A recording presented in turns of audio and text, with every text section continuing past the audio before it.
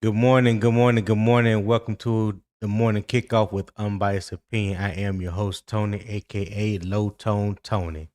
And we're getting straight to the football this morning because something happened at Panthers practice Monday that I think is bigger than the confrontation everybody saw. Bryce Young, Mike Jackson, and Nick Scott stayed on the field well over 20 minutes after practice, working through what happened. So my first question to you is this: are we watching Carolina genuinely become a player-led football team, or does a player-led team need to stop these situations from escalating in the first place? Because I mean, really, I can see both sides of that. I want a physical football team. I want players protecting teammates. I also want leaders willing to address problems themselves. But when Saturday comes against Buffalo, that physicality has to become productive football, not retaliation, penalties, and emotion. And later, we're going to look at Buffalo's offense because Josh Allen, James Cook, DJ Moore, Khalil Shakir, Keon Coleman, and Dalton Kincaid give Carolina's defense several completely different problems to solve. Then we'll close with Devin Lloyd and whether takeaway habits can become part of this defense's identity. So let's put the first question on the table and let's shake a little honey from the tree. So let me bring in my guy Poppin. Poppin, what's good? What's going on? What's going on? Hey, I can't call it. Six in one hand, half a dozen in the other. Guess I call it even. You Yes, know, sir. that's all I know. So before we get started, we had a transaction or two uh yesterday. Joshua Gray was re-signed and brought back to the Panthers roster. Yeah, his position is guard, and in the corresponding move, the Panthers waived Shimon Mateer, tight end. Um, that was undrafted free agent from Arizona State University this year. So they waived him. Okay. So I just want to address those two things real quick. So today we're gonna go ahead and get into the first half um topic for the day. Is Carolina truly becoming player led? All right. So here's the facts first. Monday's practice featured a heated camp confrontation. Mike Jackson delivered a hard hit on Jonathan Brooks, and Bryce Young responded after feeling there had been a pattern of overly physical plays. Young confronted Jackson, Jackson responded, and Luke Fortner stepped in to defend his quarterback. You love to see it. After practice, the situation was addressed directly. Young, Jackson, and Nick Scott stayed on the field for over 20 minutes, working through it as part of Carolina's push toward player led accountability. Dave Canales also praised Fortner's protective instinct while stressing the team still has to balance physicality with control in practice. So the context is a player led team isn't just vocal vets, it shows in action, calming huddles, fixing alignments, preventing penalties, calling out hits, defend teammates, but don't hurt the team. Monday matters as Carolina builds its own standard. So the first question is to you, Poppin. Is a player-led culture about stopping the blow-ups or owning and fixing them after without waiting on the coaches? What say Yeah, you? yeah. I think it's a player-led team. I think they're trying to their best of their capabilities to whatever conversation need to be had to get it done before they actually go into the locker rooms, just to get an understanding on what everybody each other is thinking. Um, Mm-hmm. so at this point in time, they're tired of being physical with each other. So it's a good thing that we have this. That's a fact. We got Buffalo coming in, and that's all it is. Like that, this happens every year. This is not nothing new. Uh, it's hot out here. Trust me, I'm out here in this heat every single day with the job I do. I gotta get out here. It's humid in Charlotte. It is humid. It might say 86 degrees, but it feel like 100 degrees. I mean, you walk 5 minutes, you're drip dropping in sweat.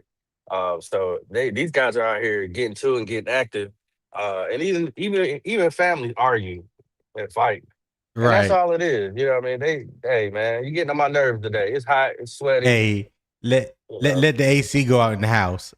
right? Um, I think at one point, well, I'm not sure if we have it at our camp, but I know at some camps, depending on where you're at, I'm assuming probably like Arizona. I don't know if they have a dome that they practice in. But I knew they used to have. Matter of fact, I think we did used to have like cooling tanks where you can go in the cooling tank Uh-huh. and just cool off so you can stay hydrated and come back in. Cause you absolutely need it here. Yeah. Facts. Facts. So, um, do you feel like the 20 plus minutes sit down at the practice actually the bigger story than the confrontation that started it in the first place? Uh, I would say they're about equal. Because you want to see this. This is my thing. You know, when you're working with somebody, are they a problem solver, or do they just cause problems? And it's okay. Mm, It's okay if you know if you got controlled chaos, right? If you got controlled right. chaos, you might have a little agitator, but maybe you know he's just trying to elevate his game. But at the end of the day, maybe you just got to get in each other's head and figure out what each other was thinking. Like, okay, this is why I did what I did. So to see them uh, pull each other to the side and have a little brotherly meeting, you know, that's good to see. You know what I mean? Because it's no, they don't hate each other. I mean, these guys been with each other for the last 3 to 4 years. They don't hate each other, Right. but you know, some of these guys may not be here. Some of these guys have to show, hey, I still can do this. And yeah, that's all it is. Yeah, I think it's more, to me it would lean more so to the bigger picture. I know the obvious is going to be pointed out, that the fact that they had a fight. That's what's going to be talked about more. But I do like the fact that the main culprits in it, Bryce Young and Mike Jack, and Nick Scott, after practice, talked about it. Worked it out. I guess Bryce was kind of probably letting them know what is expected. Especially with Jonathan Brooks. Everybody's on eggshells, wondering if he's going to stay healthy, and we don't need any unnecessary um hits to him right now in training camp, especially by your own teammates, that may jeopardize that. So I think that's part of why Bryce got upset, and then by them jumping in Bryce phase, the center Luke Fortner jumped in, and rightfully so. You know what I'm saying? The O line is supposed to protect their quarterback, whether it's on the field or whether they squabbling, or whatever the case may be. You know what I'm saying? Like protect you. I'm going to protect my boy. So I understand it from that standpoint, but I like the fact that Bryce, whoever initiated the conversation after practice, that felt like it needed to be had. I'm glad that he was in the mix of that conversation. You know what I'm saying? Yeah. Not like Luke Fortner, Nick Scott, and Mike Jack. No, Bryce was in the middle of it, and he's probably letting them know what he expect. During these 30 practices. So I like that, and so that goes into another point that I brought up last night on Freddie's channel, trying to explain to people the maturity that I have seen in Bryce since his benching last year. It wasn't not about the stats; it's the maturity that he is becoming as a leader, as a young man, being confident and taking ownership of the team. You know what I'm saying? That's what I wanted to see, and I think showing that yesterday was also a good step. What you think about that? Yeah, I What mean, congrats. what do you think about his overall maturity, um since he came back from the benching in 2024? I mean, I think slowly but surely he's been maturing um, in more places than others. I'm glad he finally realized he got vocal cords. Oh, hold on 1 second. Um, do I sound low? Not to me, but I don't know if they can hear it on their end. Okay, I think I'm echoing on Poppins radio. You Huh. probably need your yeah, you probably need to turn your radio down a little bit because I hear myself uh through your truck while I'm talking. Uh-oh. All right. Let me see when I get up into this mic. Give me 1 second. Okay. Just mute me, Tony. All right. Yeah, y'all let me know in the comments. Do y'all still hear the echo right now that Poppin is muted? Put yes or no. But I also want to know what do y'all think about Bryce overall maturity as a young man, as a player. Not talking about stats or anything like that, but just him as a young man. You know what we witnessed, what we saw from Bryce from that first year in the first two games in 2024 to from the time he returned back from being benched up until now. Do y'all feel like he has matured as a person, has maybe become more of a vocal leader, has gotten comfortable with the position that he's in? Y'all let me know what y'all think. Candy girl, she said, she said no. Okay, all right. Candy girl said no.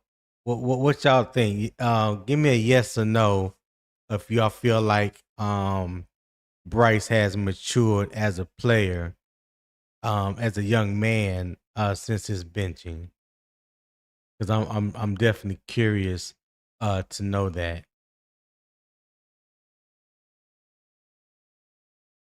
All right, Papa, you good now? I hope so.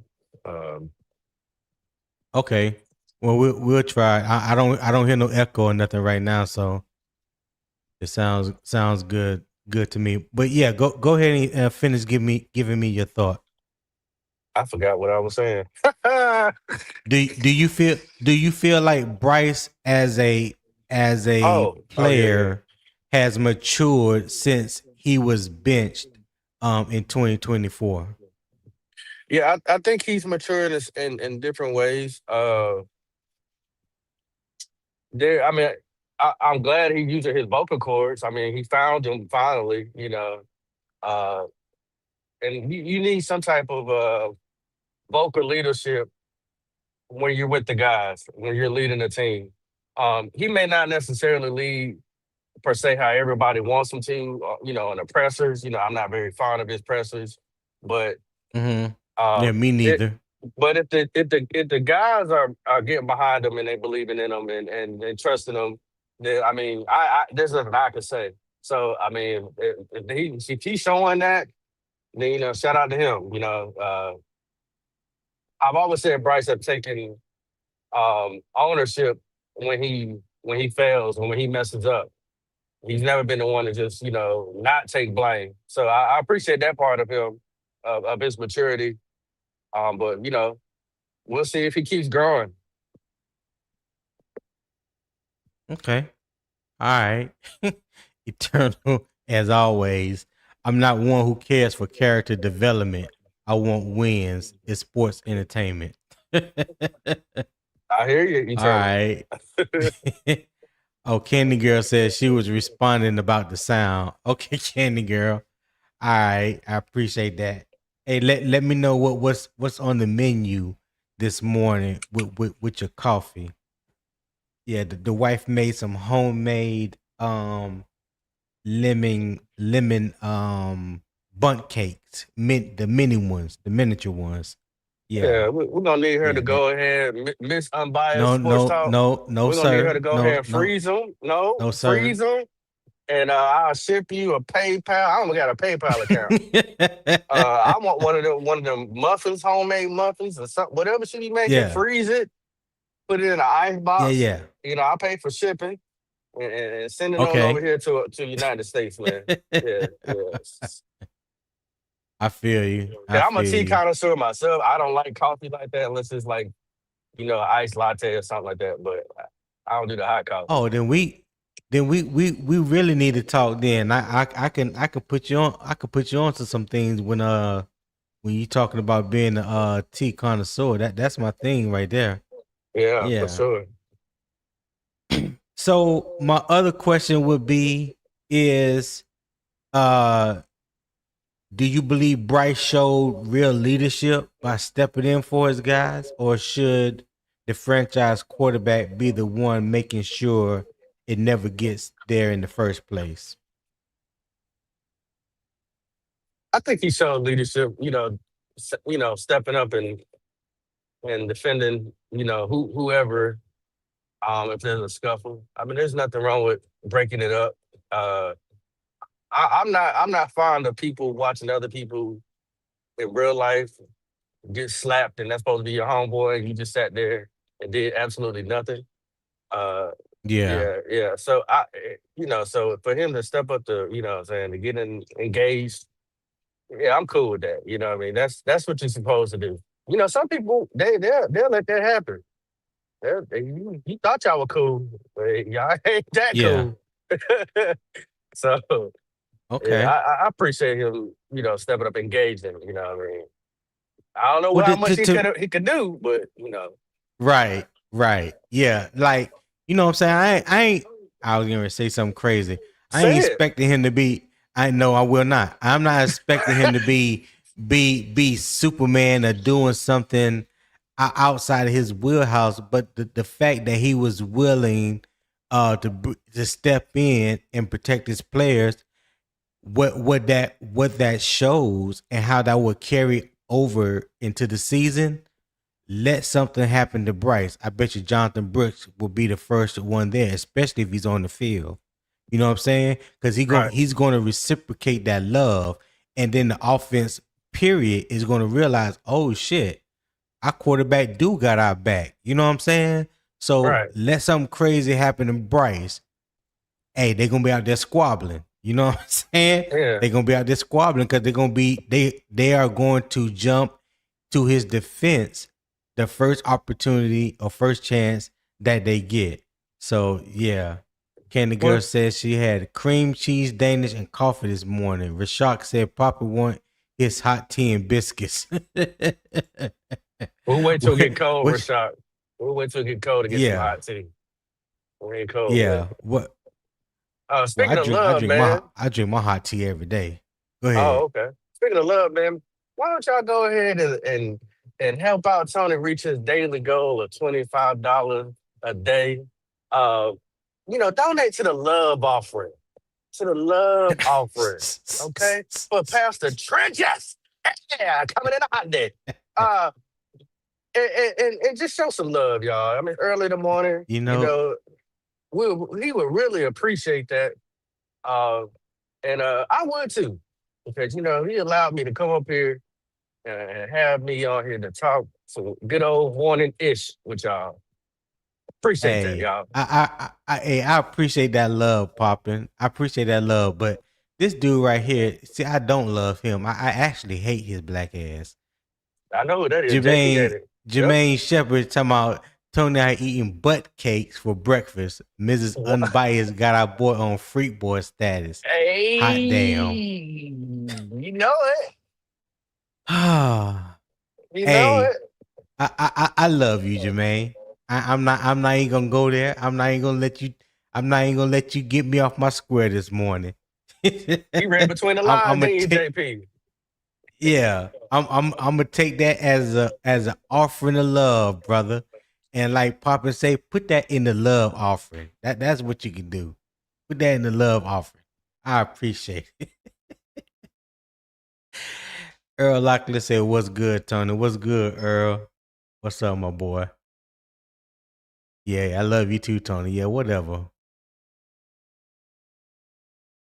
But so I guess my next question to you would be about Luke Fortner. Luke Fortner steps in to protect his quarterback. Does that build a tough, connected O-line identity or turn into a costly 15-yard flags in real games? What you think about that? Well, Luke, shout out to him. That's a good way of getting some kudo points with the organization, the O line coach, and your quarterback. That's what I Mm-hmm. like to see. There's a lot of times that I see Bryce get his head knocked off, and ain't nobody like pump their chest. Uh, so this is a good statement. Um, that's what you expect. Whether people like Bryce or don't like Bryce, we don't play with Bryce. You know what I'm saying? Pause. So we're not out there with Bryce. We don't know what his relationship is like with those guys. We don't know Right. what he's done, said, or been a part of with these guys. Um, and so for Luke Fortner just to get here, that does say a lot. Uh, I'm not throwing no conspiracy. I hope it ain't an act or nothing like that. I'm pretty sure it was pretty Mm-hmm. genuine.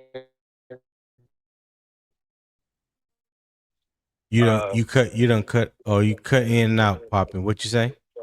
I've heard Luke Fortner can get pretty physical, so you know, shout out to him. Right. Okay. So right now we got about 50 people watching total. Majority of you are watching on Carolina Armchair GMCJ because I only have 7 people watching currently on my channel. And how I can tell is when you leave a comment or when you comment in the chat and it doesn't show up on my YouTube channel. So if you're not subscribed to my YouTube channel, please do so. I would greatly appreciate it. I'll throw it up there for you real quick. I think the only people right now that's showing on my YouTube channel is Jermaine and Rashad. So everybody else that is watching is currently watching through Carolina Armchair GMCJ. Like I said, if you haven't subscribed to Unbiased Opinion Sports Talk, there it is in the banner on the screen. Go to youtube.com/@UO Sports Talk. I would greatly appreciate it. Subscribe, hit that turn that post notification bell, select all so you can be made aware when I go live each and every day. Is Monday through Friday, 7 a.m. Eastern time, just like clockwork. I'm always on time. So do that for me. I will greatly appreciate that. All right. So I'll leave that there for a moment. Um, Mike Jack, did he show? Do you think he showed real accountability, or just clean up after the fact? Man, you know he's in the corner. You know they in the DB room. I mean, just like Fortner had Bryce Young back, Mike Jack had Nick Scott back. That's all it is. I Right. mean, it's two different rooms. One's you could be aggressive on offense, you could be aggressive with defense, but he's a leader. Um, and you know, him being and the funny thing about it is Mike Jack is not really like a vocal person. You didn't really start seeing that till last year. Prime example Yeah. with him and Baker Mayfield. You know, Baker was chopping off at the mouth, and Mm-hmm. Mike Jack's like, okay, keep trying me. And then the next time you seen it was the Rams game. So it seems like Mike Jack has finally found his vocal cords as well. Uh, and so I like it. I mean, it just shows that they're stepping up a leadership role. It makes me think that some of these guys feel like they're gonna be him long term. Hint, hint. So I like it. Yeah. Yeah. But to piggyback off what you just said about Mike Jack, for me, I started seeing him become more vocal as the season went on and as his play got better. I think as he got more and more comfortable in the system, start actually making plays that was coming his way. I mean, he led the league in pass breakups and PBUs. All right. And then on top of that, he had 5 interceptions. That tied with JC Horn led the team in interceptions. I don't think a lot of us was expecting that from Mike Jack last year. So it was a pleasant surprise to see that. So yeah, you definitely saw him get a little bit more of a swagger about himself as he's gotten comfortable. His play has elevated. Um Now with Bryce, all that may not be the case. His game definitely has not taken off like Mike Jack played there last year. But with the little bit of progression or the incremental progressions that you have seen, especially if you choose to see it, um, comes along with other things comfortable in the offense that this will be year 3 in the offense, mastering the system, getting comfortable, more comfortable with his wide receivers, trusting his wide receivers more. So hopefully all that translates onto the field. And that's what I'm hoping that we see Saturday. I know Buffalo still have not confirmed whether their ones are playing Saturday, but I would be hard pressed to believe that they're not. This is the first game in their new stadium. This is um what's the head coach name for Buffalo that was here popping? I'm trying to think of Damn, his boy name. name. The boy's name right on the tip of my tongue. Redhead. He used to be the Joe OC here. Brady. Joe Joe Brady. Brady. Joe Brady. Yeah. Joe Well, he Brady, go to the black barbershops, yeah, for sure. Joe Brady, then DJ Moore is on that team. So for the city of Buffalo, it would be hard pressed for me to believe that their starters are not going to play for the very first time in front of their fans in a brand new stadium. I don't think it's going to go down like that. I think they're going to be on a limited pitch count, just like our starters. But I think they're going to make an appearance. You you know, Rashak said they're not playing their starters. Well, I haven't seen any confirmation in that. I know Eternal said that last night as well. So hold on, Rashak. I'm about to drop the link for you, my guy, and so you can come right on up, join the conversation this morning. There it is. It'll pop up here in a second. All right, it's in the chat now, Rashad. Um, yeah. So what do you think about Dave Canales pushing them to the limit? Wanting the physicality, wanting more physicality without turning it into emotional retaliation and penalties. Probably. I mean, we're talking about alpha males here. This is a gladiator sport, and you asking guys daily to push towards the line, but don't cross it. That's like a thin line between love and hate right there to me. Well, what you think, Pop? It's just another example of control chaos, but it's more of a uh, a mental than physical. Once you master, when you're trying to master oneself, that comes with it. Mm-hmm. How far can you push yourself without actually losing control? So it starts up with your head first. And I think that's where he's trying to slowly but mature the player's mindset. Some guys already have it, some guys don't. But Yeah. when it's wartime and it's time to go, you're gonna be pushed to that limit. And so if you've had several, and I mean many and many, and a whole lot of simulations of that, you should be well prepared when it's game time of what to do and what not to do. When you know you're about to crack, or have you built up enough mental fortitude because of what you've done in practice that it's not going to it's not going to happen. And Canales said that before the OTAs and all that. He said this will be the hardest OTAs these guys have ever been He through. did. And He I did say that. honestly believe that's the truth. Now we talk about Ron Bear. and John Fox on how hard they used to push our guys. It's probably nowhere near Mm-hmm. that level because, 2 a days, 3 days, all that type of stuff. But you have to find a way to get these guys to a certain point where they're about to lose it.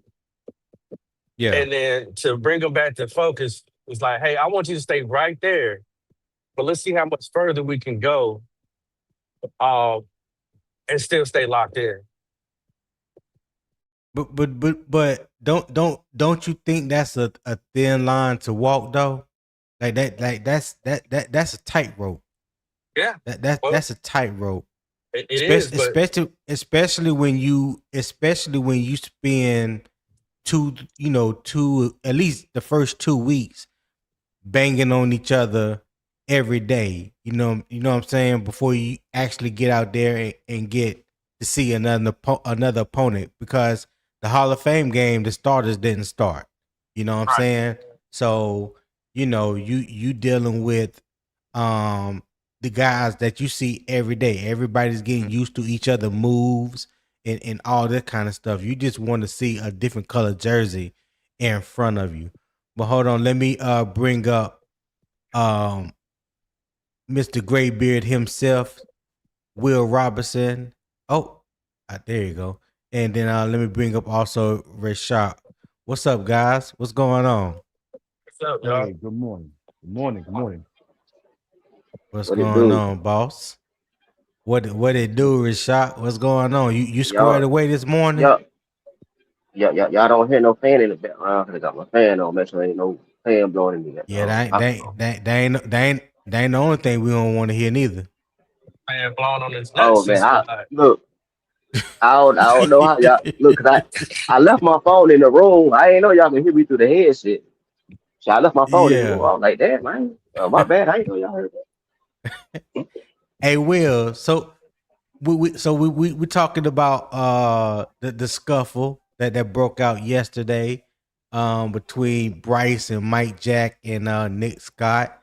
And I think the bigger question that may have gotten overlooked is the fact that Nick Scott and Mike Jack and Bryce got together after practice to talk things out. So I was mentioning earlier how I felt it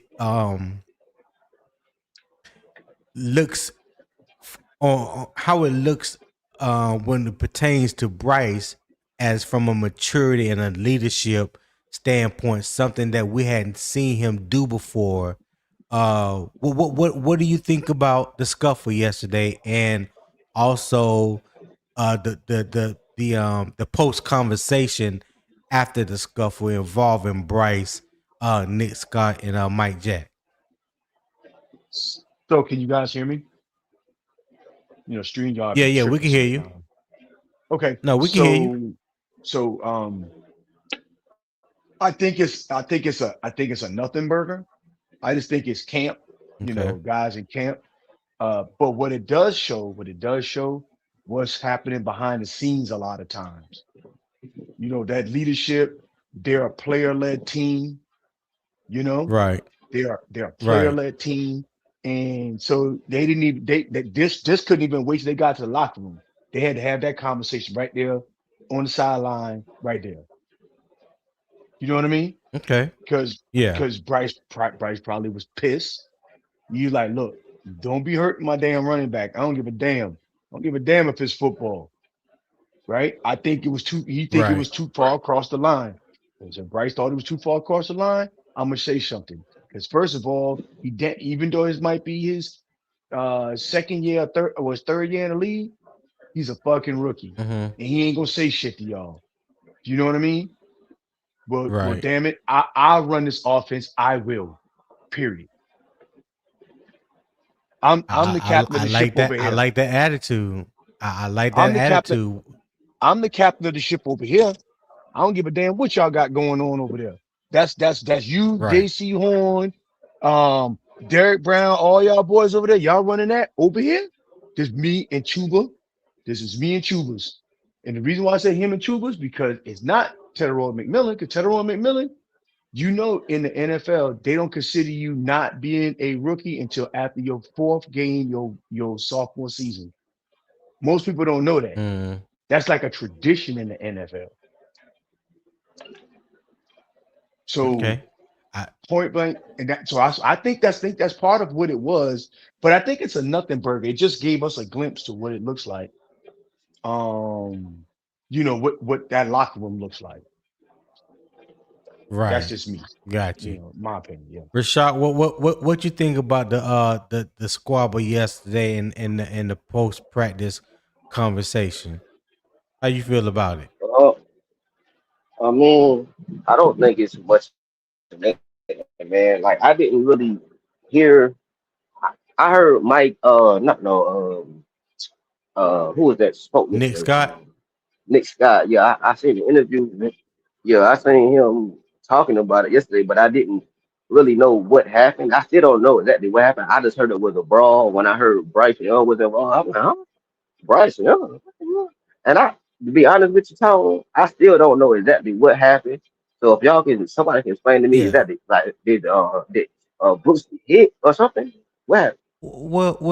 Well, certainly we can explain it to you. So Jonathan Brooks, hey, guess he took a handoff from Bryce, and it supposed to have been just thudding, and Mike Jack put a good shot on him, and Bryce Young didn't appreciate it, so he jumped up in Mike Jack face. They was going at it. I heard that some punches were thrown. I don't know if it was Bryce and Mike Jack, but Luke Fortner jumped in to protect Bryce. So it was Luke Fortner and Bryce, Mike Jack, and Nick Scott. Matter of fact, I think was it Nick Scott? I think it was Nick Scott that delivered the hit, not Mike Jack. Yeah, it was Nick Scott that Or delivered the hit. Yeah, okay, it was yeah, Nick Scott. it was Nick Scott. Yeah, yeah. So basically, Luke Fortner was protecting his quarterback. Bryce jumped in the face of Mike Jack and Nick Scott, and they had some words. I don't know. I can't. I don't know who exactly threw punches or whatever, but they said that some hands were thrown, and then afterwards, Nick Scott, Mike Jack, and Bryce had a conversation after practice for about 20 or so minutes. I get, hashing it out, talking about it and stuff like that. So how do you feel about hearing that Bryce, not only was he involved, but to me the bigger picture is the post practice conversation that was had between him, Mike Jack, and Nick Scott. What you think about that, and what does that say about his maturity level as a leader? Um, Let me say that. um, I mean, I don't really take much into these little fights, man, because you know, after that, Cam. I like the leadership coming from Bryce, but as far as all this fighting stuff, man, it it it it it don't really move me, man. Like I don't. It happens every year, man. Like when I heard it yesterday, I was like, huh? Bryce in a fight? Hold on, something ain't right. Not Bryce. You know what I'm saying? Because like if Bryce swung at somebody, I would be very shocked. But Right. you know what I mean? Like I I just think a I, lot of I people just will be don't. shocked. Yeah, what I don't like, what I Yeah. heard yesterday is somebody said, "Man, y'all remember 2015? Y'all remember 2015?" I'm like, bro, fights happen every year. This is not a sign of anything. Well, I hope it is, but you know, fighting that a brawls happen every day in camp, man. It happened in 2015, 16, 17, 18. It does not mean the Super Bowl. But as far as like the conversation they had afterwards, it's cool. I'm not gonna make nothing too big out of it because I think it happens every year. But I think Bryce Right. being more vocal in his fourth year, it's cool. I mean, whatever. But you know, I, you know, it's just not something that I look at and I say, man, That's good. After that, man, we gonna have a breakout. Yeah, we gonna win Super Bowl. I don't. You know what I mean, I don't think I'm not gonna take it that far, but I mean, it's Yeah. it happens. It happens every year in camp, man. It's just you know, you know, Yeah, I I, got you. Hey, yeah. hey, popping. Hey, if you do you mind if I'm gonna drop you off because I know you're driving. You probably getting close to the country. I'm gonna All right, drop you from the panel so I could bring in Big Tight. all right, All right, dog. Hey, I appreciate you for popping in and joining me to begin the show. for sure, for sure. Hey All I'll right, let Tony, you. dog. whenever you bring after you bring up Big Tyke, I want to add something to the um, to the discussion about the fight. Okay. All right.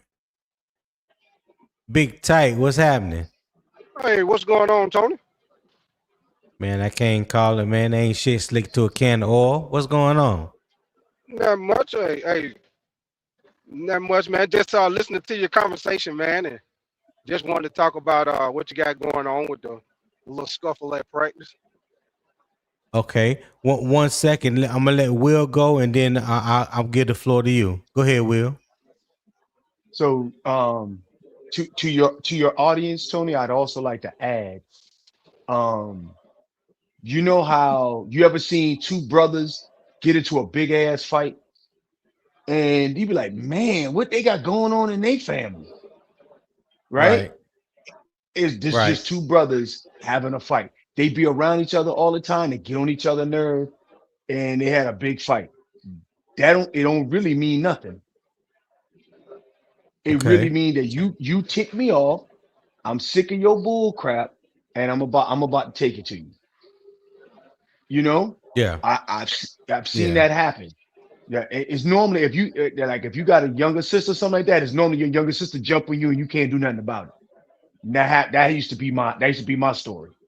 So, but I think that when you look at it from a psychological perspective, I don't want everybody to kind of see that in that perspective.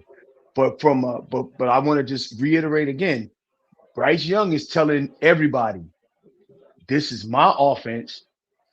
When it comes to the people on this side of the ball, I don't care who you are. You can have the same uniform as me. It don't happen that way. I will get in your face, and we can go to blows. Period. End of discussion. Right. And I like that about Bryce. Right. I like that about this version of Bryce. I don't know if it's always been that way. I don't know, but I like this version Right. for sure. All right. Okay. Big Tight, what you got? Okay, okay. Hey, uh, one more thing. Do y'all think it Go shows ahead, more Rashad. leadership to be vocal? Do y'all think it shows leadership to be more leadership to be vocal, or do y'all think you can still be the same leader and not, you know, have to talk jump or have to run to defend your running back?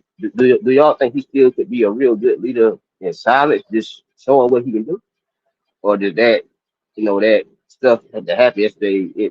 Does that make it, make him look better to some people? I don't know, No, but I to me, don't I I don't to- I don't no, I don't think it has to happen in order for his leadership qualities to show. Is that what you're asking?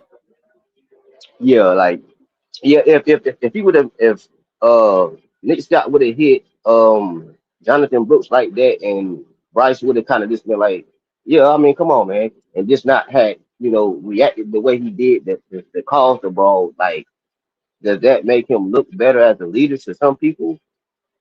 Like, I don't know. To me, Well, I don't I don't. I Yeah, don't, what? I don't, I don't, I don't, I don't know. Well, to me, I don't classify it as whether it looks better or not.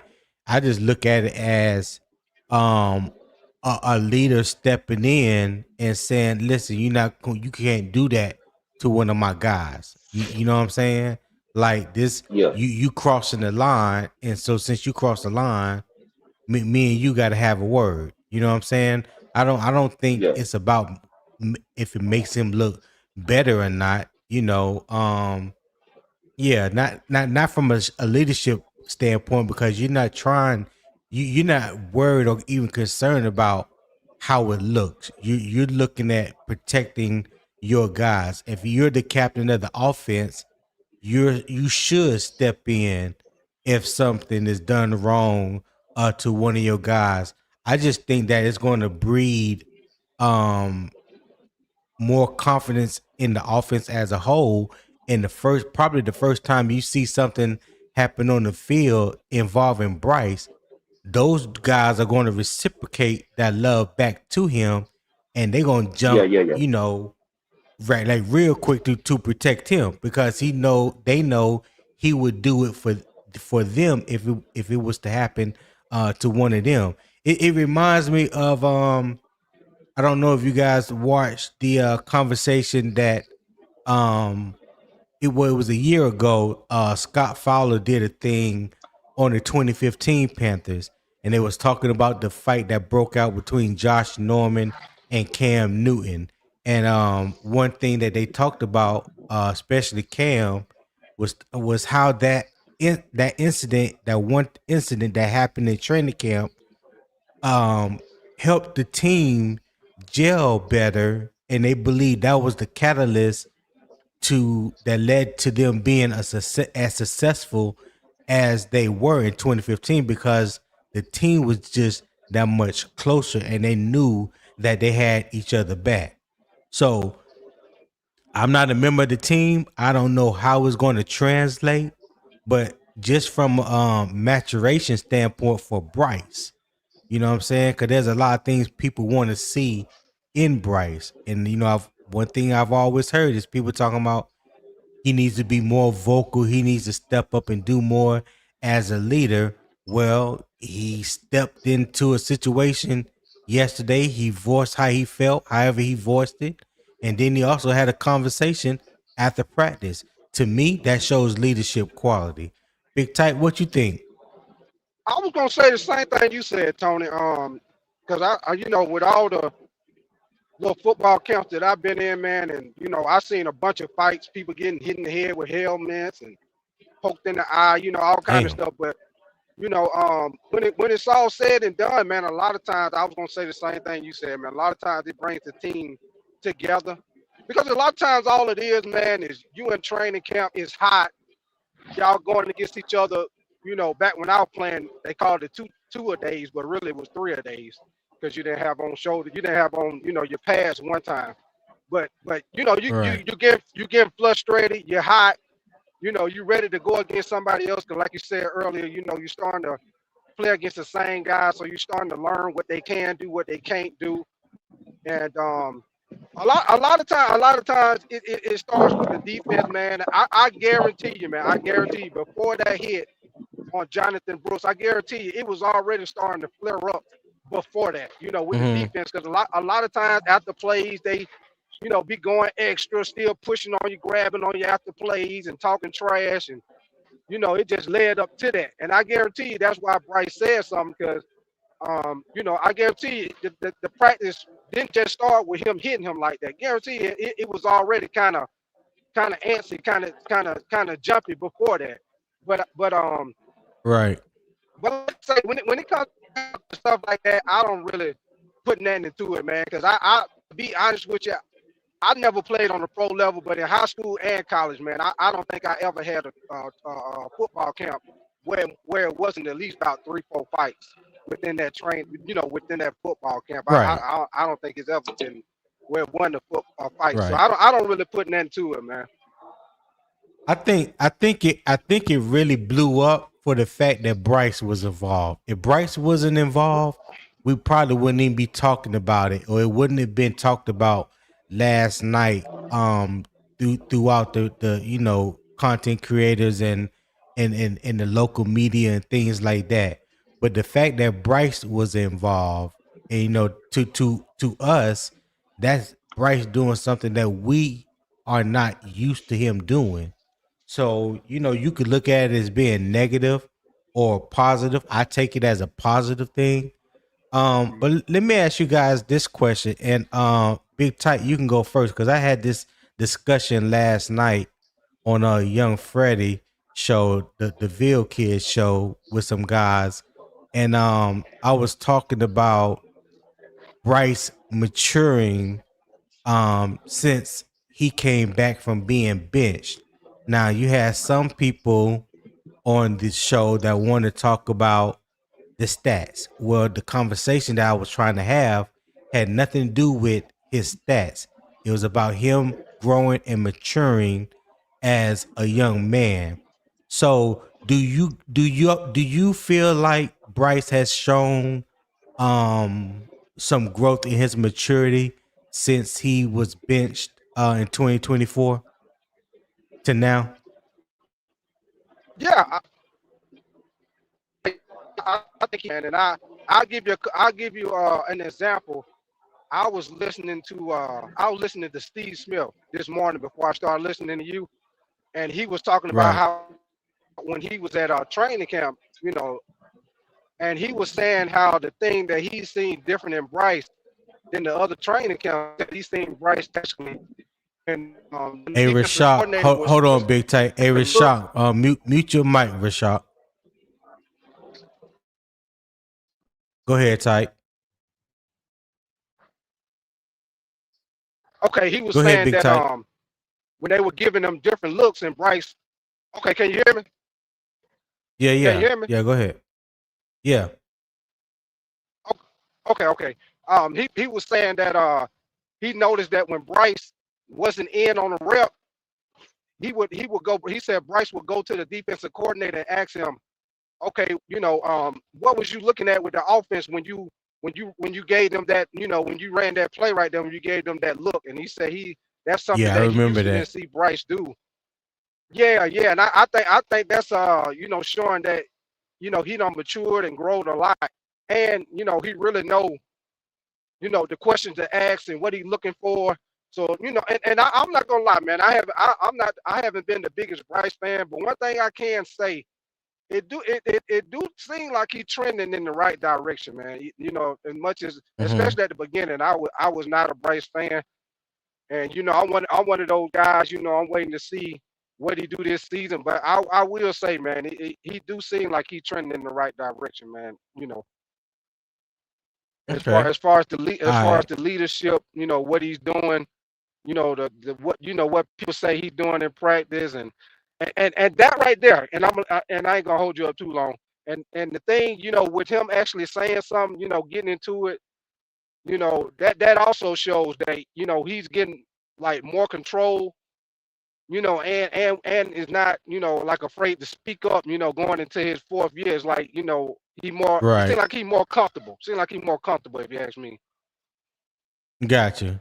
Got you. Yeah. Rashad, what you think? Has Bryce, in your opinion, matured since he returned for being benched in 2024 up until now? Oh yeah, man. That's what I've been trying to tell people for the last, year and a half, since the benching. You know what I mean? They always bringing up, the first year, the 1 in 15 year. And I always try to tell them, man, look, that first year to me was, you know, it, it was like bad games, and you just kind of flush that down the toilet. And I always tell people, and I'm talking to people about Bryce, if you look at when he came back from that bench to what he did last year, there is no way you cannot tell me that this man has improved. You know what I mean? And Right. he trash, he's still trash. I want to bring up the stats. I mean, I can't deny the stats, but what I can tell you is when he came back from Right. that bench, it was a whole different Bryce. The Bryce we seen his rookie year and those first 2 games, his second year, was totally different from what I'm seeing now. So yes, he has Almost matured identical to what I since. was saying last Yeah, night. Go ahead. Exactly. yeah, that's it. So That's how I feel. I mean, he has improved. Go ahead.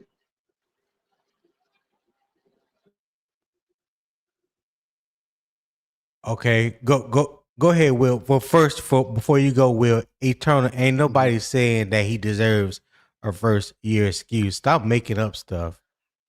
Just don't make up stuff like that. That you ain't got to do that to get a point across or right. to say how you feel. Yes, All that is not it, it, yeah. unnecessary. Go His ahead, record since Will. the bench is like what 12 and 16, right? Like 13 and 16 since the bench. Yeah, something like that. Well, Yeah.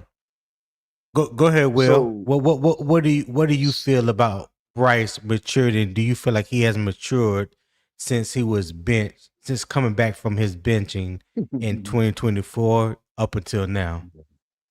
well, I think he has developed since the benching, both in his game maturity, leadership, command of the offense. I think he owned all those qualities. I think he had to display those qualities. I think it took him time to reflect. But I just want to point out something else to everyone else. And I know this might tick some Bryce detractors off because there are various degrees of people who don't like Bryce. They're just like, I don't think he's the guy, but let's wait and see. And then there's the other guys that say, I hate everything about him. There's various degrees in that. What I would say is this. Okay. Sheena and Vashti said last night on their pod, Quick Bits Blitz pod, they said everybody kept talking. They was talking about this too, the fight. Everybody kept talking about Bryce Young's rookie year, da da da. And then when he was benched, they was cutting him, and that was it. She said, we tried to tell y'all they was never gonna bench him. He was always gonna come back. And Vashti was like, we tried to tell him, Sheena. And then either Sheena or Vashti said, Bryce Young clock started the day he came back and started the game. That's when his time with Dave Canales actually started. Mm, That's the way the team, that's the way the front office feels about it. That's the way the coaching staff feels about it. Like Bryce Young's yeah. tenure with this coaching staff started when he came back from the benching.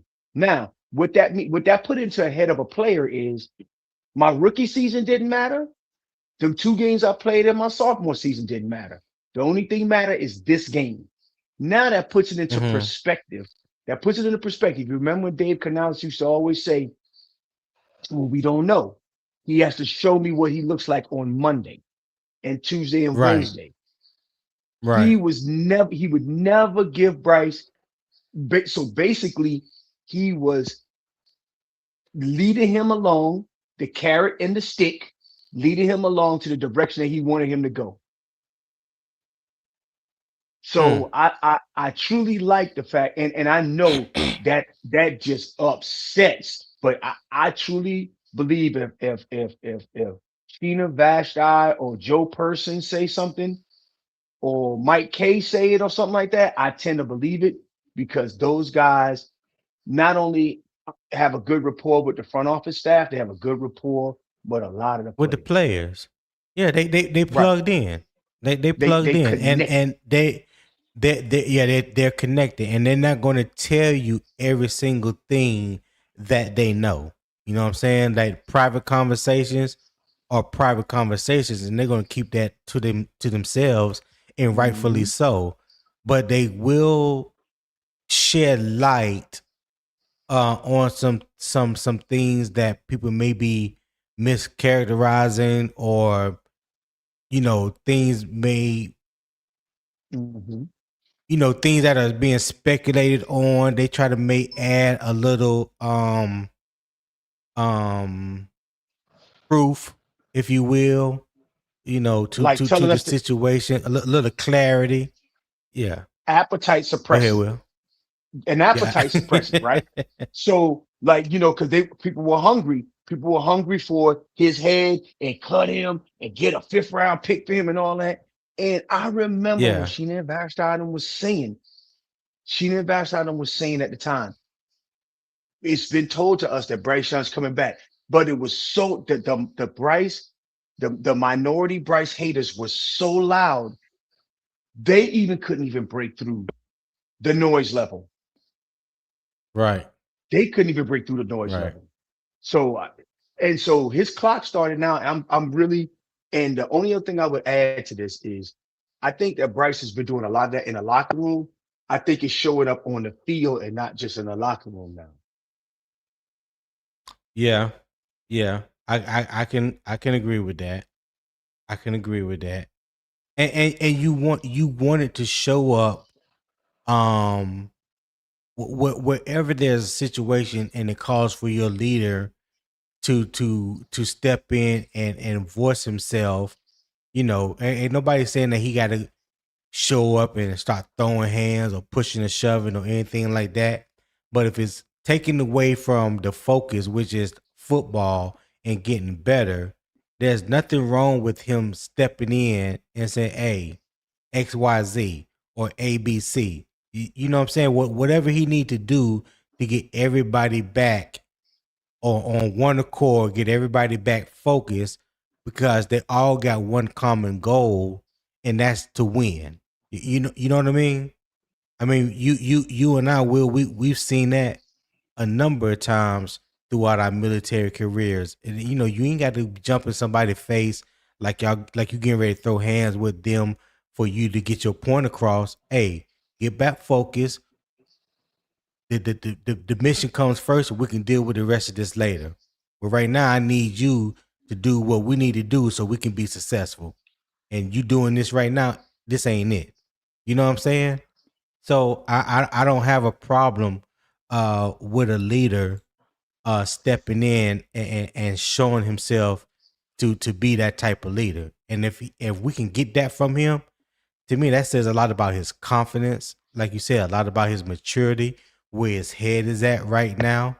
You know what I'm saying? So to me, all those are positive signs. Now, you got some people that will say, well, I needed to translate into wins. Well, I mean, hopefully you can get that too, but I'm just talking about the man himself as a man and what he's developing into. And that's one of the things I was trying to get through to some people last night, and it was like talking to this wall behind me. But you know how that goes sometimes. So Hey, Eternal fellas, two five. Can I say something about Eternal 252 comment? I don't think that I'm infatuated yeah, with losing. I love yeah, winning. I have a warrior spirit and a warrior's mentality, so I don't know what you're talking about. But what you also have to understand is that there are steps you got to take in order to win. Everything is not a microwave situation.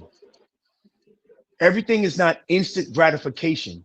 If you're not willing to put in the work, both suffering and toiling through things, and you just automatically think you go win, then I don't know what kind of winning you've been doing. That means you've never lost a day in your life, or you've been living with participation trophies your whole life.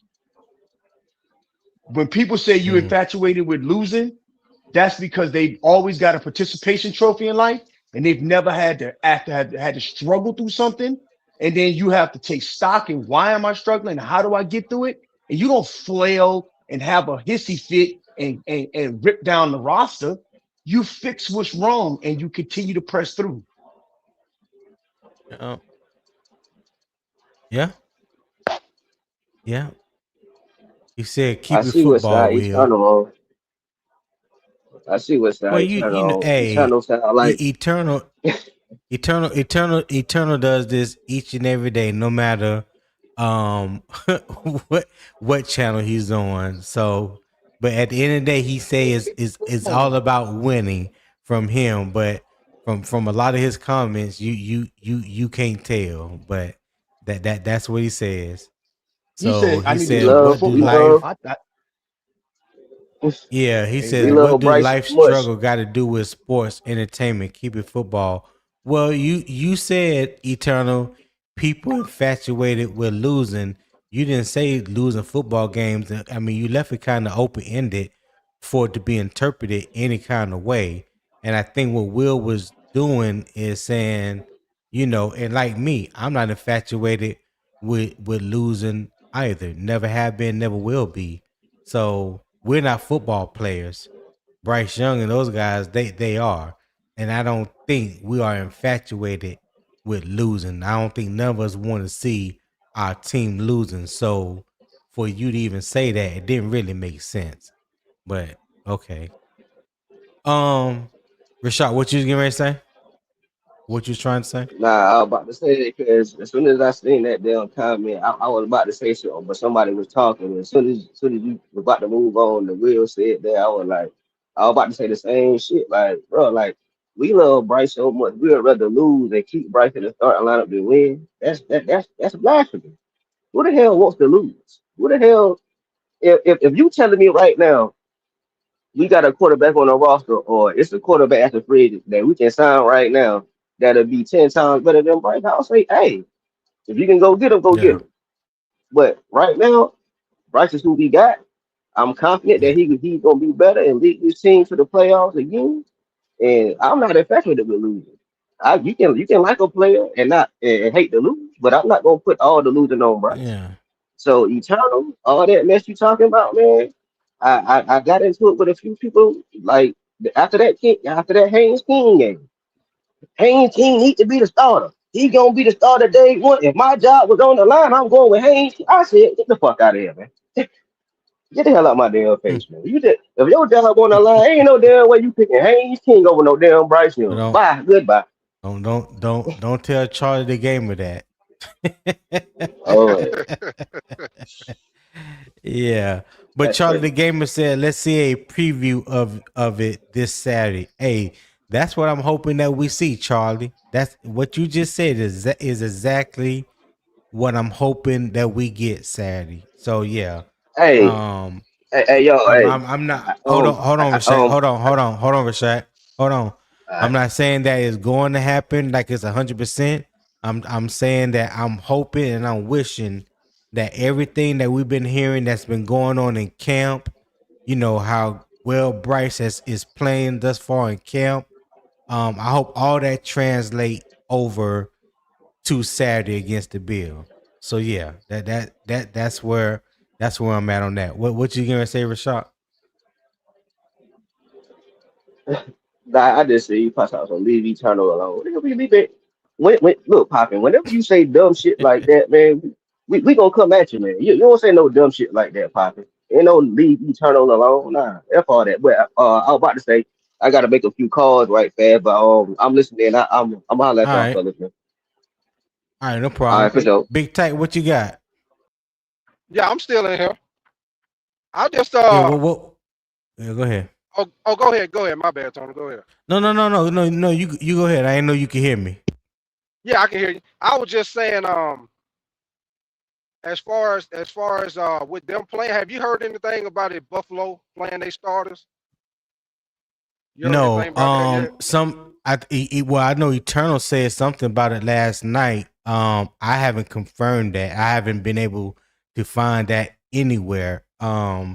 Okay, Like I okay. said earlier, like I'll be hard pressed to believe that for their for their first ever.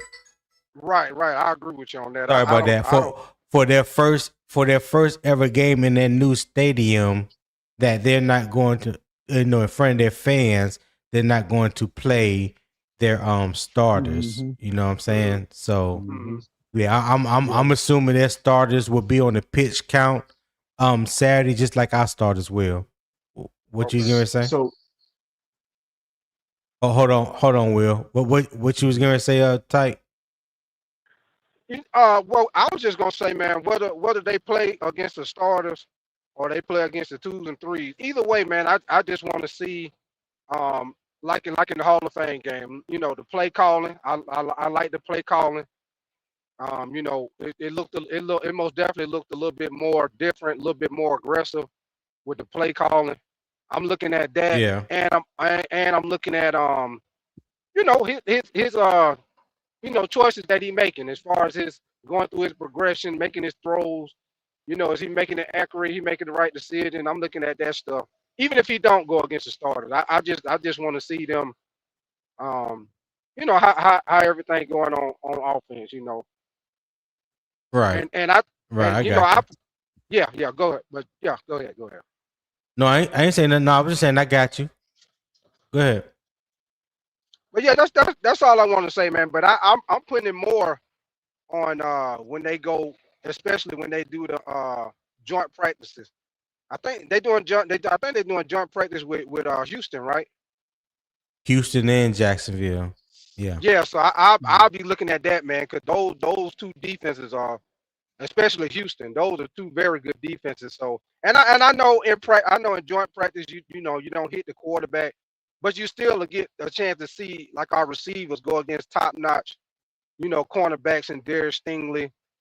Our offensive line go against a very good, defensive line and pass rush. So Mm-hmm. I'll be more looking at that than I will looking at this, what they doing in this preseason games this week. That's just my opinion. Right. I got you. Go ahead, Will. Yeah. So I like exactly what Big Ty said, but I want to preference this to everybody before before preseason game 1 in Buffalo, post Hall of Fame game. What we saw in the Hall of Fame game is an anomaly in preseason.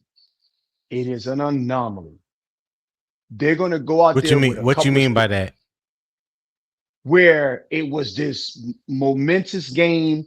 Everybody did well. You had a breakout game from the entire team. We only punted twice. Um, all of those things that happened. It was made for TV. What I expect to see from our offense and our defense is like Mm-hmm. like Ty said, command of the offense, going through your progressions, accurate delivery of the football. I want to see what our offensive line communication is, making sure that everything has been installed. Now, I would love to see the ball progress because I would like to see if everything is installed that we're showing progress on the field, moving the ball, getting first downs, all these things. I want to see all of that. Then I also want to see our defense be able to stop the run, stopping the run and Right. getting pressure on a drop back. If somebody catch a ball on JC Horn, I don't care. If somebody catch a ball on Mike Jack, I don't care. I want to see what that front seven is able to do in a limited amount of snaps they're going to get. That's what I'll be Right. paying attention to I can agree. in the upcoming game. So I know that everybody's going to say Haynes King had more stats. And it did that. It's just going to be all of that's going to take place, and I just want everybody to know no one cares. And you know, We are and you know, we are being put. It is a part of the rehearsal for the upcoming season, and then also Big Tight when they did the joint practice with Pittsburgh. I was at the joint practice at the Panther facility, right? There was a okay, couple, and I know they have the stuff scripted. I'm talking about scripted as in they would if it was a sack, they would blow it dead. They'd be like, that would have been a sack. That'd have right, been a sack. They stopped the play. They just stopped the play. They don't let the play like how Mm. we do in training camp. They let the play continue. right, They blow the whistle dead. So the offensive line know, look, this practice can't go forward because y'all can't block them. The play can't go. They blow the play dead. right, I like that fact. And then I like when they do red zone drill. They may have 20 attempts inside the 20 against that defense, and they don't know what Bryce them gonna do, and Bryce them don't know what they gonna do. So I really like joint practices. Um, and then but we don't get to see all of that. And I'm almost willing to bet this is probably the last time you're going to see Bryce them in the preseason is preseason game 1. This is probably the only time we're gonna see them playing. Hey, real quick before you go again, tight. Will Poppin said, "Why you say no one cares?" Oh, the reason why I say no one cares because y'all already have that stuff spring loaded. We already know you're gonna say that. So we don't care that you think that way. That's your belief. That's the reason why. No one actually cares that y'all think that way, but we know you're going to say it. it's not a dig on you per se, Eternal. It's just that is going to be the story that the people who dislike Bryce are going to say no matter what. Mm.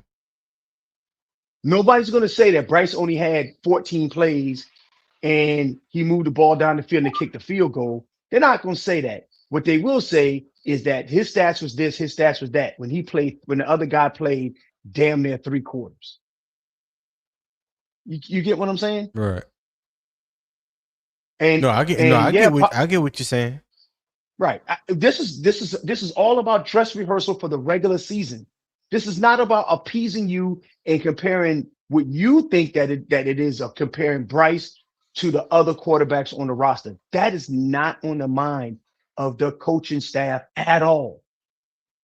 It's on your mind, not theirs. Your priority isn't their priorities. And when I mean people, I said we don't care, as in people that think like me, we don't care. That's what I meant, Poppin. I said that. That's the reason why it was spring loaded. That's the reason why y'all already jumping up and down in the chat right now about it, because it was already spring loaded. That's the reason why.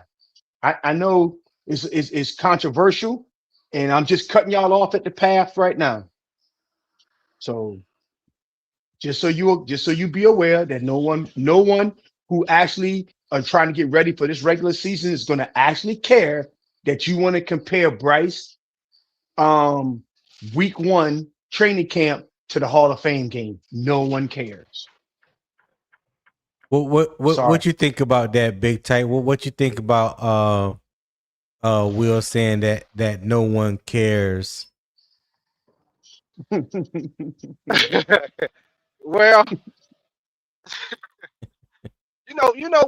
when it comes to that, man, because right now with our fan base, everybody's kind of split. With our fan base, we got everybody in pretty much 3 categories. You either with Bryce, you ain't Bryce, or you like me, you in the middle. You're not against them, you're not for them. You just need to see. Man, I'm in the middle. I'm not against them.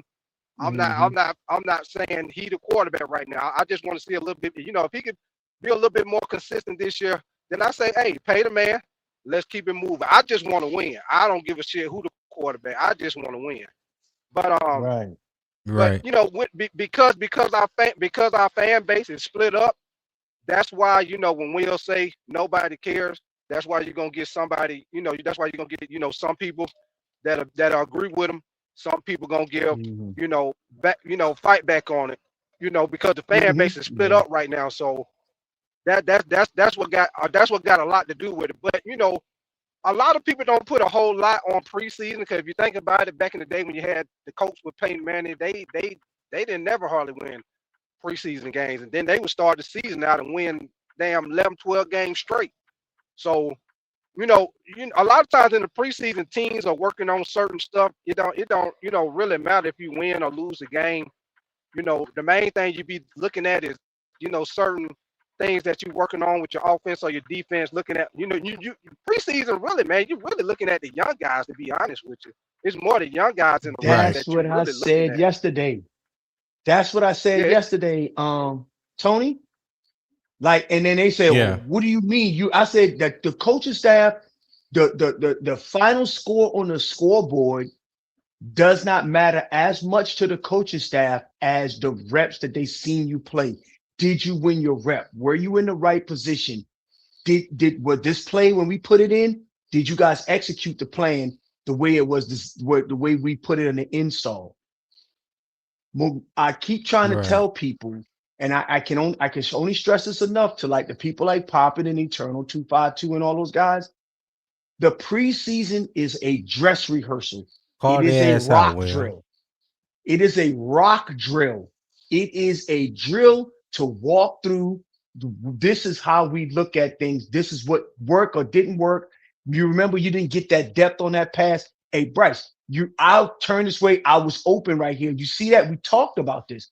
All those things are being worked out in the preseason. That's what happens in the preseason. Not so much Because y'all wanted to be a competition between Bryce and Haynes King and those guys. It is not a competition. That doesn't mean that Bryce Young is going to get a contract or anything like that. As it stands right now, there is no QB competition, no matter how hard you think about it. And the last thing I would want to say is this. When we say that the fan base is divided, sometimes there's a loud minority. When you go to that stadium, there are far more Bryce Young jerseys than anybody else jerseys in that stadium. So the people who go to those games are all in on Bryce.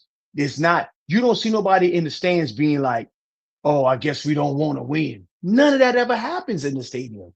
It only happens inside of the internet ecosystem and the chamber of the ecosystem of the internet and Twitter and all that stuff, because the algorithm boosts that type stuff. I'm just being honest.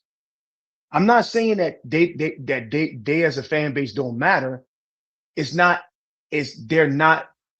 evenly split down the middle. When you actually get Right. into the general population of the Panther fan base, it's not evenly split. So Yeah. Hey, Poppin, you should just tap back in and let Will know how you feel. That's you said I you mean, you definitely let could me run loose. argue You let me loose in the argue his backfield, opinion. Poppin. Pop, you let me loose in Yeah, the yeah. backfield, man. Come on, man. You got me running loose out here. You tighten me up, man. You Hey, but got me running listen, wild back we here. we've been here live for an hour and 20 minutes now. If you are enjoying the show, enjoying the conversation, the debate, the energy that Morning Kickoff with Unbiased Opinion has brought to you this morning, show love to the channel, support the channel. There's a QR code that I just put up on the screen that's in the top right hand corner. Support the show. You can scan that QR code. It will take you to my PayPal. I would greatly appreciate that. It's also a pinned comment at the top in the YouTube chat. I don't know if you can see it on CJ's channel, but it is on my channel on YouTube. I don't know if it shows up on his, but what I will do is put the link as well in the chat for StreamYard, so that way anybody that wants to see it can get it. If you do leave it through PayPal, which I prefer, just let me know in the chat ahead of time so I can properly shout you out. If you are watching through Carolina Armchair GMCJ channel as well, you can leave super chats over there, but I would prefer if you would send your donation through the PayPal. You don't have to have a PayPal account, but you can just scan the QR code or click the link that I just provided in the chat and go to PayPal and donate as if it was a Zelle or a Cash App. So I would greatly appreciate that, guys. My daily goal is $25. That's what I'm trying to reach each and every day. Just $25. Not trying to pay rent or anything. So I would appreciate if you guys would help me reach that goal. So get through a couple comments real quick. Broski Bear said, "You're a Panthers fan and Bryce is the starting QB, so you're not allowed to criticize him. If you do, then you're not a real Panthers fan. Soft ass fan base." Okay, thank you for your comment, Broski. Eric Blessed, the only QB competition is for number 2 QB. That's facts. Broski said you should hear how real sports cities criticize their starting QBs. Okay. Cole Roy said, "Good morning. Keep pounding. Not sold on Bryce." Hey, top of the morning to you, Cole. Appreciate you for tapping in, my guy. Hit that like button as well. If you haven't hit the like button, you guys make sure you hit the like button for me. And if you haven't subscribed to Unbiased Opinion Sports Talk, make sure you do that as well. You go to youtube.com/@UO Sports Talk. And I would greatly appreciate that. All right. I'm trying to reach my new goal of 500 subscribers, and right now I'm at 129. That means I'm 371 from reaching my goal. I'm at 129 and I'm trying to reach 371. Will. Here you go. You asked for him. Popping bullets. What is Yes, happening? sir. Yes, Let sir. He was me letting put me you run and loose in the Will beside. backfield. Let me put you and Will beside each other, Hey, so y'all can hear each other Sit on real next to me. good. Sit down next to me, man. You was letting me run loose in the backfield back here without going unchallenged. Good Lord, man. You know what was gonna happen, and you left me unchallenged. Yeah, Brashak wanted to get in, and I know he wanted to talk about what had happened, and Big Tyke was coming with some great opinions as well, and things that he's experienced. But Yeah. well, Good morning. Good man, morning. you walking a tightrope because Yeah. Yeah. you could suggest that nobody cares. But let me tell you, everything you said in that soliloquy of yours, all Mhm. people heard you say is that preseason doesn't matter. That's all they It heard. doesn't. That's That it exactly doesn't. what you said. But see, hold It on, hold doesn't. on. When you say Mhm. that though, and then the team goes out there and looks god awful, and why this didn't happen, it's going to start at the beginning, and it's going to be preseason. They wasn't prepared. They didn't get enough snaps. We've been down this road before. You've actually even seen this preview of this movie. So it cannot come. They cannot come out looking the same old way, regardless. Because what we want to do, we want to start off with a fast start. But you can't sit here and that's tell facts. people that nobody cares. Maybe you don't care. You should say you don't care. But the other ones, they gonna be on your ass, which me included, because I do care. Yeah, I do care. I care how it looks. I care about the sequencing. I care about who's going to be controlling the offense, the defense, all those things that you said. It's just a dress rehearsal. Man, nobody want to hear that. Will, to be honest with you. Well, I don't want Oh, to hear it. Let me throw that out there hold on first. 1 second. Hold on 1 second. Hey, Blumpkins 917. I just put the link in the chat. So if you want to hit the link and come up, there it is right there in the chat. Go ahead, Poppin. Cause see, what happens is what I heard was, oh, well, Haynes King, he was with people that's gonna be selling cars and health insurance. He was, a guy who's never even played in the NFL at all. But all these guys playing for their family. Okay, Bryce gonna be out there with guys with starters. Okay, well, guess what? He's been starter. He should go out here and dominate in preseason. It's just the expectation. Why do we lower the standard, but then raise the standard for other people? It doesn't make sense. I don't care. Even though preseason doesn't count for the record per se, and we don't necessarily have to win, even though I want to win everything. But at the end of the day, people are going to care. Will you may not like what people are going to Yeah, say and how much you know saying what? Hey, season they're going to put on it. here's what I would tell you. The reason why. Hold on, Will. Okay. Hold on, Will. Okay. Go ahead, finish, All right. Poppin. Go ahead. You may not like how people are going to dress it up or add some seasoning on it because they're going to, and I'm going to add my little seasoned salt too. But it cannot, and it will not be said. Go ahead, Will. So in this preseason game where the starters are out there, Mm-hmm. nobody, you notice ain't nobody says shit about how the defense look. They only talking about it Bryce Young and the Haynes King thing. That's a come out. It's a story. It's a web that's being weaved. That's Do you one. know why? Two. No, I don't care why. I'm just telling you. See, you And I don't said care I about this shit. time. I said That's But the I problem, care. Will. I hold on, Poppin. Now, hold My on. bad. My bad. My bad. He let you go. So go ahead, Will. That's true. My bad. My bad. so what I'm attempting to say is when it comes to getting prepared for the regular season, the dress rehearsal for the regular season, I care about what the coaching staff wants to be able to Hey, see, hey, not not necessarily hey, what's hey, Will. on the scoreboard. I'm sorry, go ahead. Hey, I didn't mean to cut you off, Will. Hey, Tony, I gotta catch a call. I'm gonna jump off, man. I appreciate you letting me come on, man.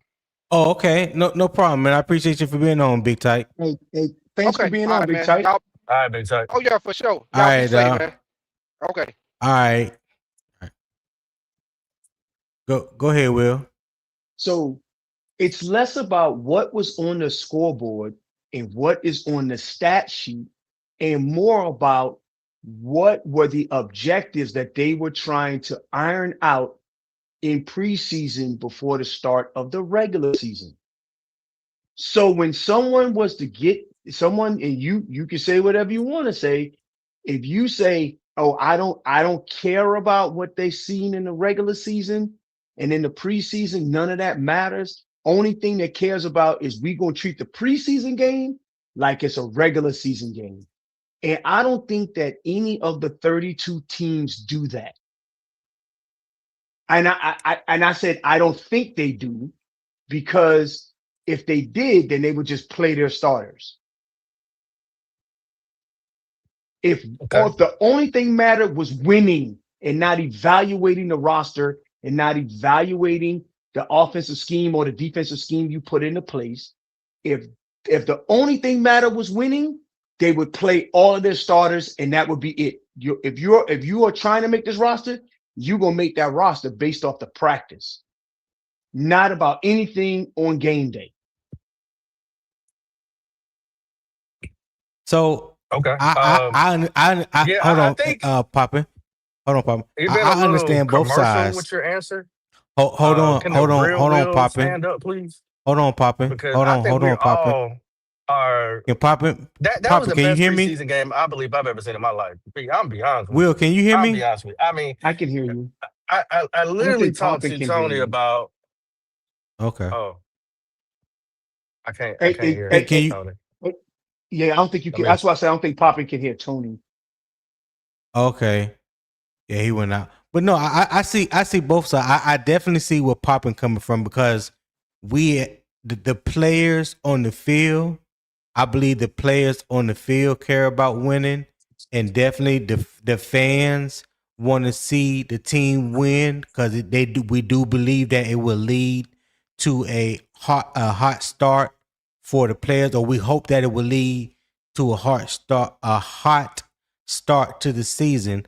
But I also understand and see it from Will's point of view when you look at it from the coaches and the front office, because Dave Canales has also mentioned this in press conferences as well, and you've heard other head coaches mention this as well throughout throughout the years, that they use the preseason mainly um for evaluation for guys that are trying to make the team, when they're trying to establish the second and third string depth chart. In doing joint practices, that's where you see that a lot of the starters get the snaps during joint practice. So when preseason game come, when you don't see the first team starters, you see a lot of the backup guys trying to make the rosters, guys that's fighting for spots, at certain positions, and guys just trying to make the team, or don't even know if they're going to be put on the 16-man practice squad. So what both of you guys are saying, I definitely understand where both of you guys are coming from. Go ahead, Poppin.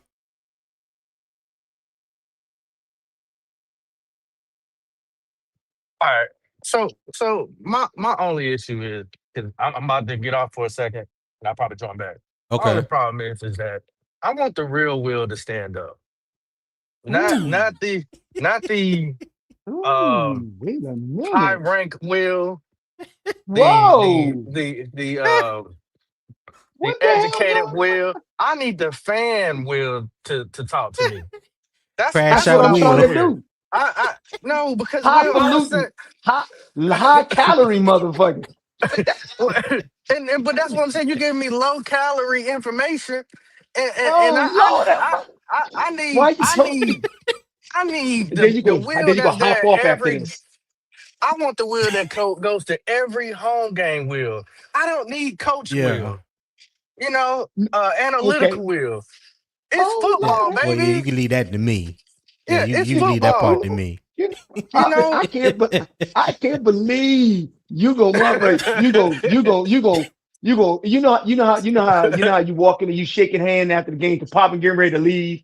shake hands. You know, like you walk in the Yeah. line, like coach said, go shake the player's hand. You shake, you the coach. So me and Poppy shake hand and Pop punch me in the stomach and then go to his locker room. Ain't that some shit?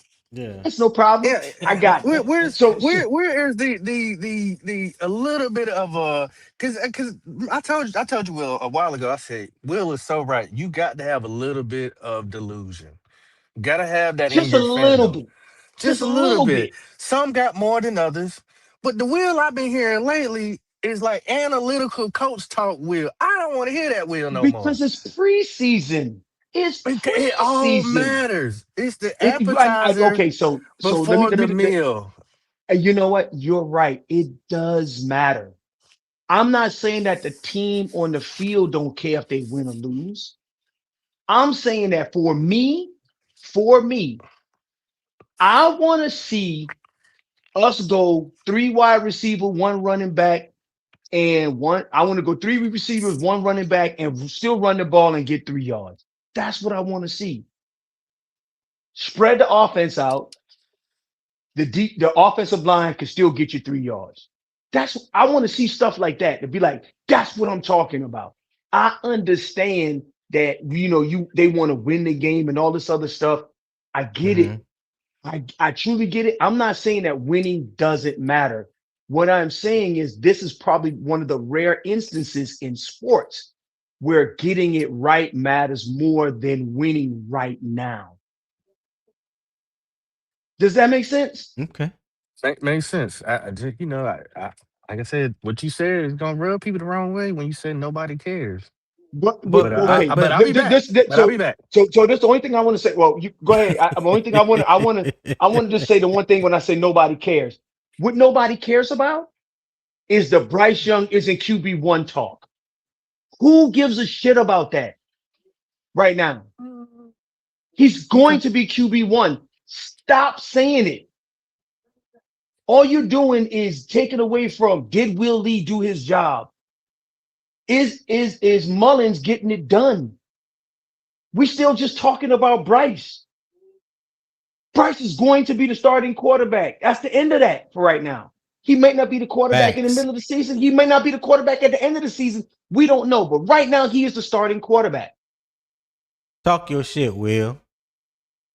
Dang, is all good.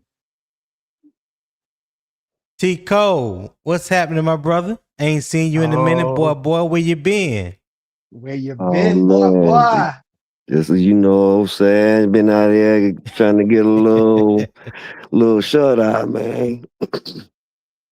Yeah. Talk to me.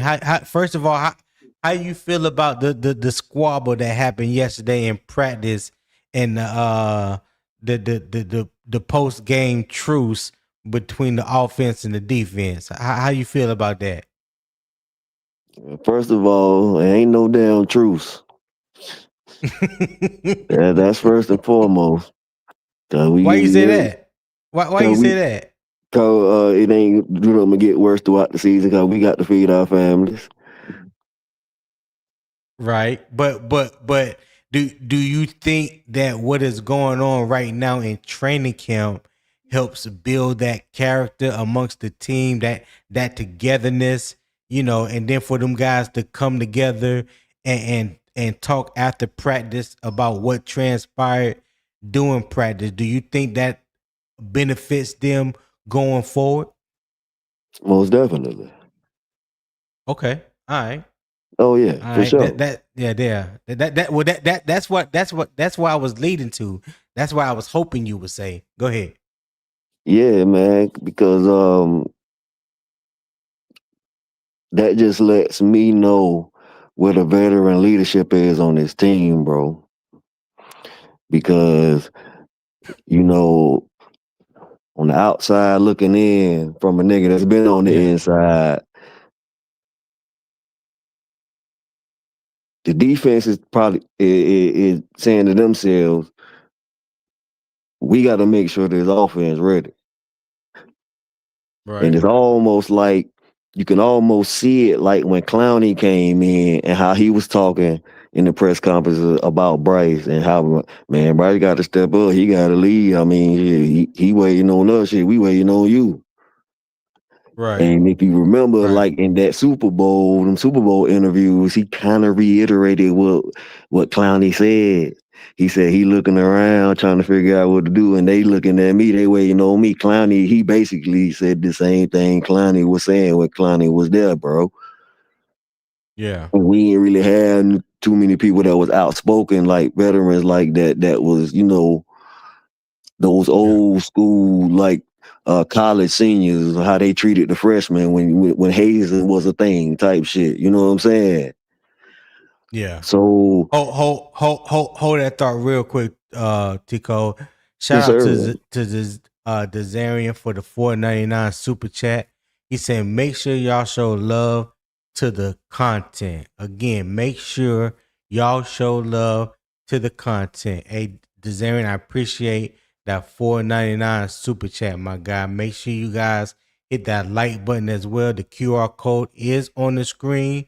Scan the QR code in the top right. Support the show. The link is also in the YouTube chat. It's pinned in the comments at the top. Go, click that link. It will take you to the PayPal. I would greatly appreciate that as well. Go ahead, Tico, and I also will put in the link in the StreamYard chat. Go ahead, Tico. So yeah, so like it's pretty much a case where like the veterans and the leaders of the team are policing themselves and are pretty much uh putting the offense through the fire, so to speak. You know what I'm saying? Like Jonathan Brooks, you know what I'm saying? He don't want to feel like he ain't no, he ain't got no fucking red jersey on, right? Who, Jonathan Brooks? No, he ain't got no red jersey on. No. Okay, cool. So and when you pad up, that's called live thud. It's been called that for as long as I remember. Right. Is that correct? Right. They thudding up. Yep, they thudding. Okay, so we need to see if he ready. Not week one. That is true. Right now, we need to see if everybody gonna be ready. How they gonna respond to getting hit in the mouth? Cause the offense a lot of offensive people are pretty boys, and they don't they don't want to get hit. That's why they play offense. Hey, I knew that was coming. Boy, because he got that. He a defensive player. I knew that was coming, boy. I'm sorry. Go ahead, T Cole. My bad, dog. Nah, you good. So it's like, but the caveat of the whole thing is that Dave called them out. Dave was telling did you hear how Dave was calling out the offense? Like, basically, he was telling the offense to stop crying. Like, he basically said defense. Yeah.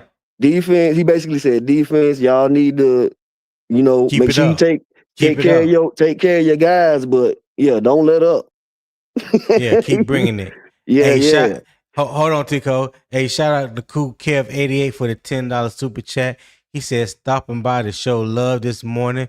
What's up, fellas and ladies? Hey, Cool Kev, I appreciate you stopping through. Hit that like button for me. Appreciate the love, my guy. You always support the channel. I greatly appreciate that. Go ahead, Tico. Yeah, Dave said it's football, so in between the whistle, this shit legal. You know what I'm saying? Ain't nothing wrong with what Nick Scott did. He ain't hit him low. He ain't body slam him. He ain't suplex him. Yeah.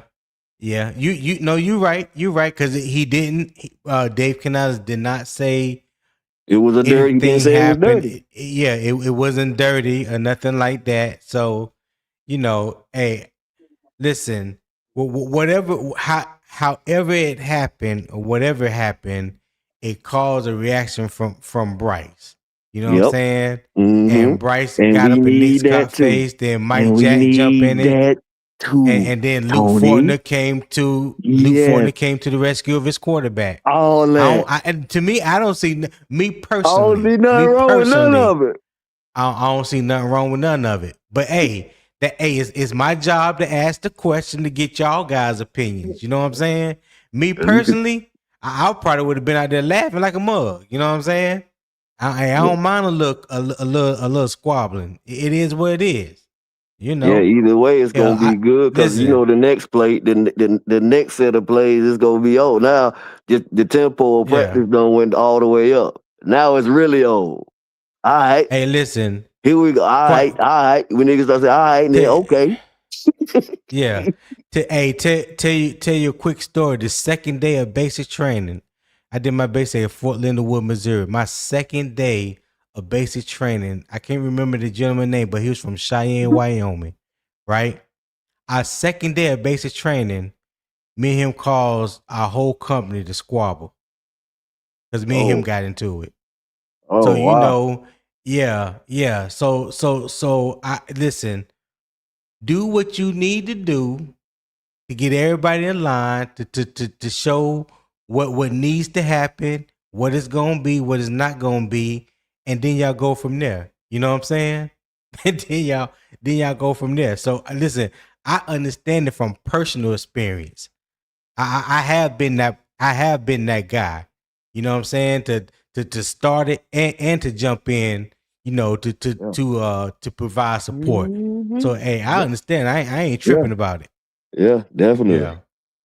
That's definitely Yep. What you say, Will?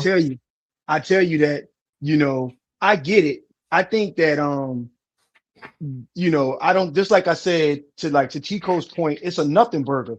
You know, iron sharpens iron. They just got pissed off. The offense got pissed off because you ain't what you hitting us that hard for. And the defense, like, what you mean you got on pads? Don't that sound like two brothers having a fight? That sound like two brothers having a fight. Hey, Will. Hey, SC said he want to holler at you if you ain't got no 9 o'clock meeting, sir. He got a bone to pick with you. Okay, hold on. Let me see.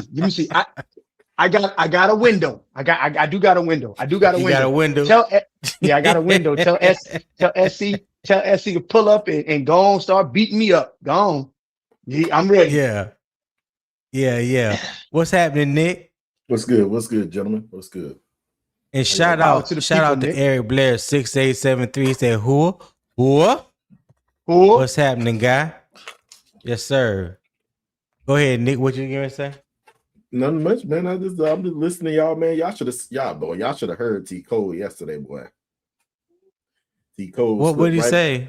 T. Cole slipped right back into his DB days when he heard damn Knicks got talking. Boy, that mug got excited. Boy, I was like, bro, do you know how many fights and scuffles niggas get into when I'm telling you, when the offense have a bad day, it's a bad practice. Yeah.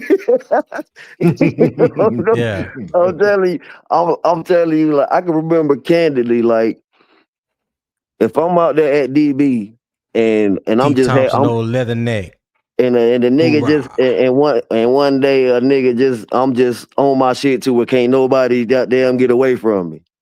They start, oh man, you know the blade, you know what blades we gonna run anyway, man. You need to stop doing that shit, T. Cole.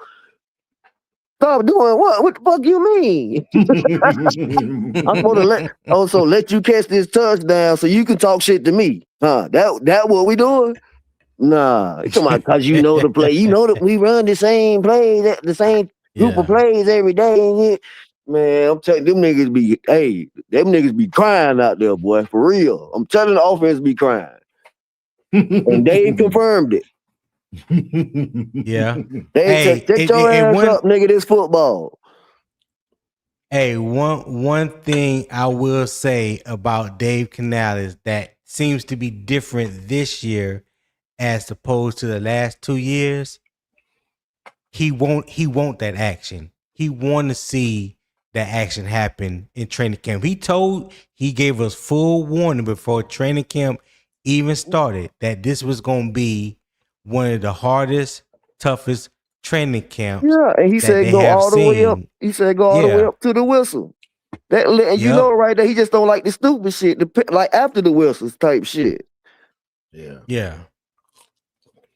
So hey, I understand it, and just listening to him yesterday in the press conference, he was like, yeah, this happened, that happened, but hey, this is what I want to see. I ain't tripping. You know what I'm saying? I told the defense, hey, don't let up now.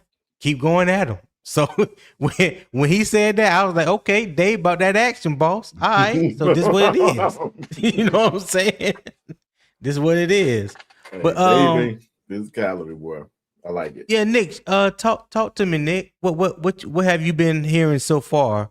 And I don't know how long you've been listening, but what you think about this old squabble yesterday in practice and the post game truce happened between the offense and defense? Now Tico said we ain't no damn truce, but Nick Scott and Mike Jack and Bryce got together after practice to talk about whatever they talked about. My first question would be is what does this say about Bryce leadership and his growth and maturity wise that he stood up for a player on his side of the ball? What does that say to you?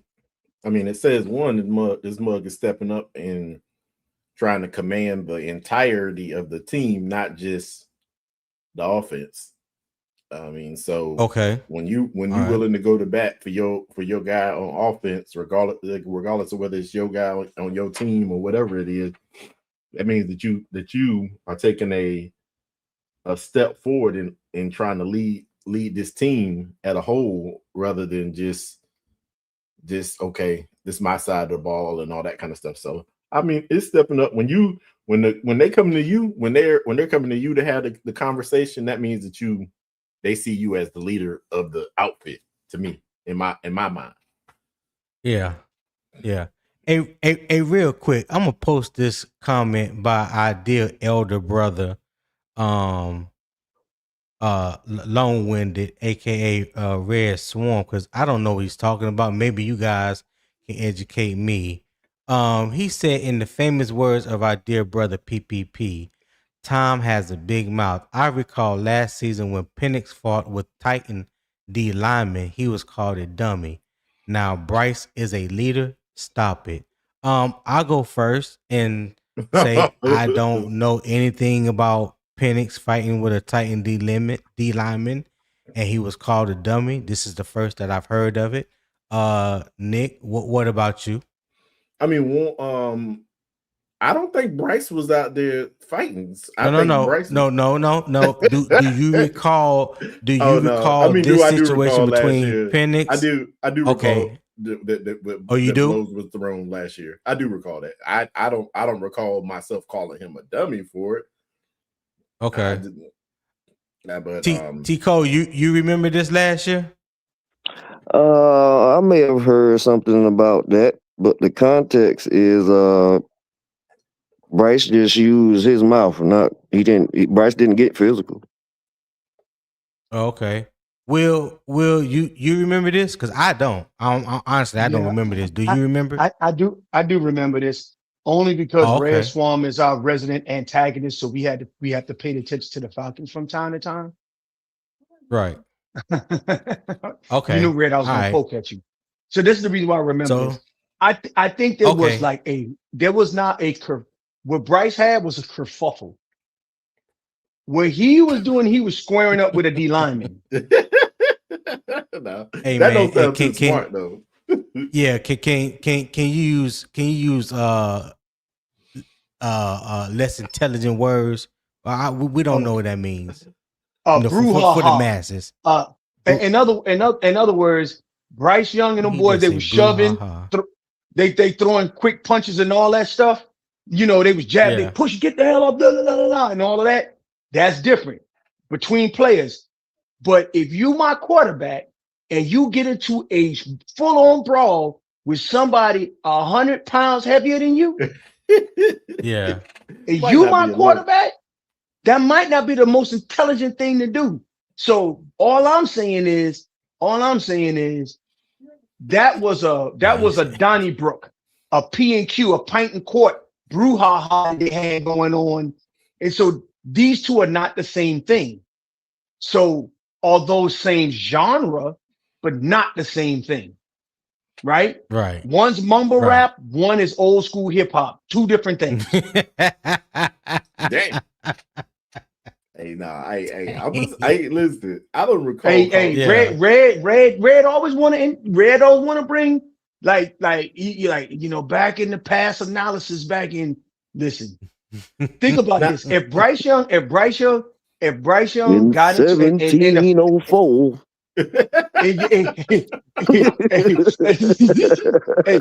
This so what if happened but around the if Vietnam War. Let me tell you about there I 1971. was, there I was inverted, flying in my damn Cobra gunship, back inverted in under the Nam. canopy, back in Nam. I pulled out my But musket. my single shot 45. But Yeah. but that's the difference, right? That's the difference is I think, and I don't remember everything, but it was like it was a physical altercation. Um yeah, but you know what? There are gangsters who turn into businessmen, and there are gangsters who end up 6 feet under. So gangster Nah, isn't just Yeah. gangster. Those are two no, different things, Red. no. Yeah, you know, Hey, Bryce look, ain't putting his hands on nobody, man. Y'all know that. let me add this in here. I'm gonna just say like this: Penix being willing to defend himself against a lineman. That's some manly ass shit. Now I ain't gonna say it's the brightest. Mhm. I ain't gonna say it's the brightest. Exactly. Right. Because at the end of the day, Penix is what 195 pounds, and you talk about a D lineman. He a little. I almost think he a six. little bigger than that. He a Okay, little bigger than that. 215. I'm gonna say 215. I mean, at Yeah, the about end of at 210. the end of the Yeah, something day, like that. though, Nick, like if you talking like real life type shit, like what you gonna do? You gonna run? Hey, look in the real life, I ain't running. But we not about to square up. I'm about to take your knees out, bro. Yeah, that's what I'm saying. I mean, you don't know what he was going. You don't know what his first strike was going to be. He might be trained to fight a big dude. He might be What in the I'm fine art of jiu-jitsu, right? Yeah, because that don't mean you finna go. That don't mean you gonna fight fair. This is what I'm saying to Yeah. But you. sometimes you can't just run. I mean, you can, but Nah. I ain't talking about running away from him, but I'm Will, no, your big yeah. brother said he full well know the difference. You can educate somebody else. Yeah. Don't Who play Red with Swamp? him. Yeah, that's what he said. Yeah, you know what I mean. Well, you know what? Can I just say this? It's Yeah. amazing how this kind of is like it's any. Can I? Please forgive me for saying this, chat. Anything positive about Bryce stirs up a hornet's nest. Can you imagine when this kid's balls out this season? What it's gonna be like? Oh no, I can already say what it's gonna be like. They're Oh, gonna find sweet every God! excuse. They're gonna find every Oh, excuse sweet to God! Yeah. Hey, look, I'm Oh, gonna take it. Hey, hold on, hold that thought, Nick, and I'll come right back to you. Hey, Uptown Shell, I appreciate you, my guy. He said flipping through lives, and I see the matter they go on the screen. Might have to subscribe to y'all. Hey, I appreciate it. If you would go to youtube.com/@UO Sports Talk. That is Unbiased Opinion Sports Talk. You can subscribe to my channel. Select all.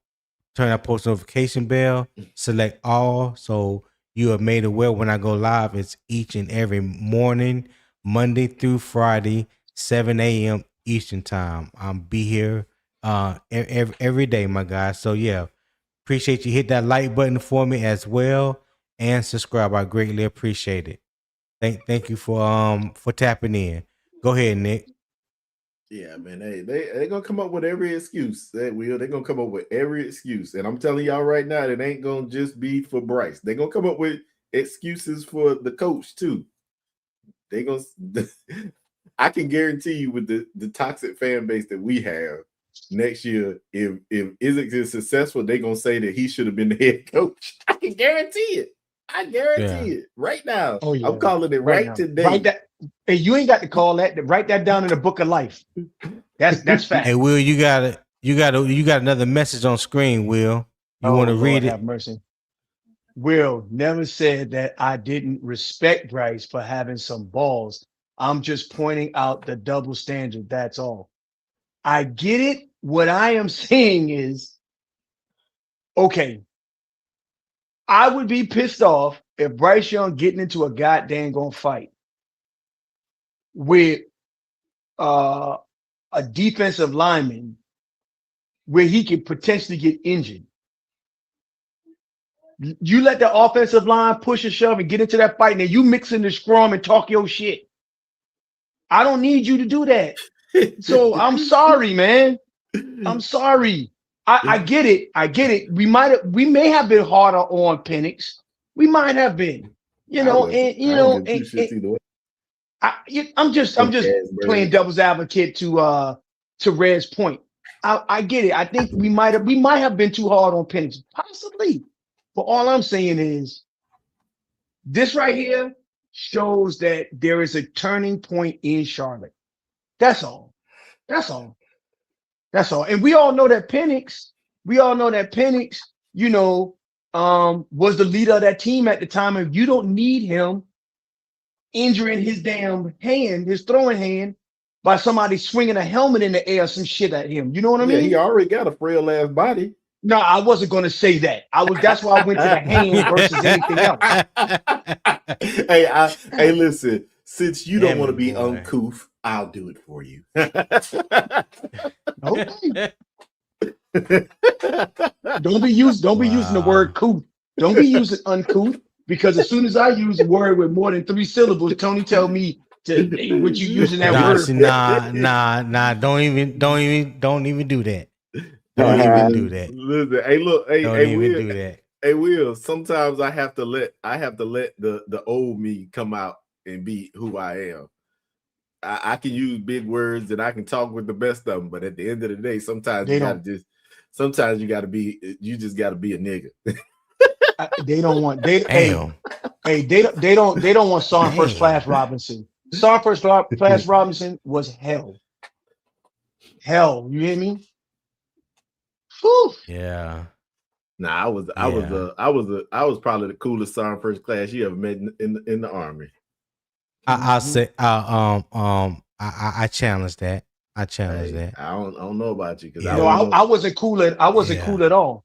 You want me to tell you one of the jacked up one of the stupidest things I ever done? Real quick, one of the stupidest things I ever done. I had got selected for the Sergeant First Class list, and I got selected for the Warrant Officer list around the same time. And what ended up happening is one of the NCOs, the E6, said my BDU cap got more time in service than you. Damn. Right? Like that was a flex. Ain't the first time I heard that. I got in front of the formation. I said, hey, let me tell you young soldiers something. If you wear a BDU cap and has more time in service than a person who out-promoted you, you are not performing. Do not be like that, Staff Sergeant. And got back in the formation. And my platoon sergeant looked at me like, well, God damn, it's going to be a fight in the motor pool today. Damn right it's going to be. Anyway. You already know. Hey, that's hate. Hey, I ain't even going to lie to you, man. Listen, when Muzz came up and passed me, hey, more power to you, man. I ain't got no hate. Shit, motherfuckers that was in my MOS didn't pass me, so I ain't had to worry about it. It was Muzz and other MOS. But I ain't mean to deviate from the conversation. Y'all hold that thought real quick. I'm gonna try to play the press conference. The press conference just went live. Looks like Brad Isaac is at the mic. So let's see what old Brad's talking about here. Oh, Brad, real quick. Yeah. I don't think he's a good talker, man. Can y'all hear him? What? No, we ain't. No. Hey, look, I'm sorry, Will. No, we can't. Isaac is the guy, man. Yeah, he might be the GOAT, but I don't think he's really good in front of the mic. That's all I'm talking about. I'm talking about the knowledge that he be speaking. I ain't talking about how is he articulate or not. He be talking that talk. Hold on, Tico. So hold on, guys. Y'all can't hear him? No. I didn't hear no sound. That's why we was just talking. Okay, hold on 1 second. Hold on.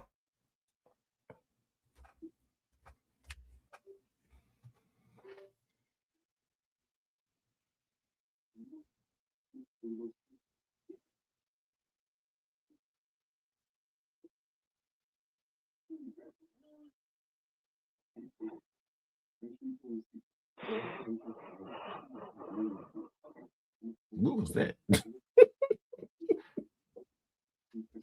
I ain't shit, boy. I ain't shit. I ain't gonna tell y'all.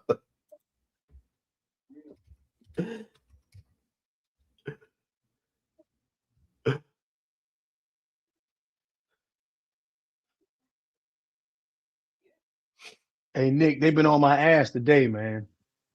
I mean, you do be you be sometimes you be towing that line just a little bit. I ain't got no Yeah, problem with it though.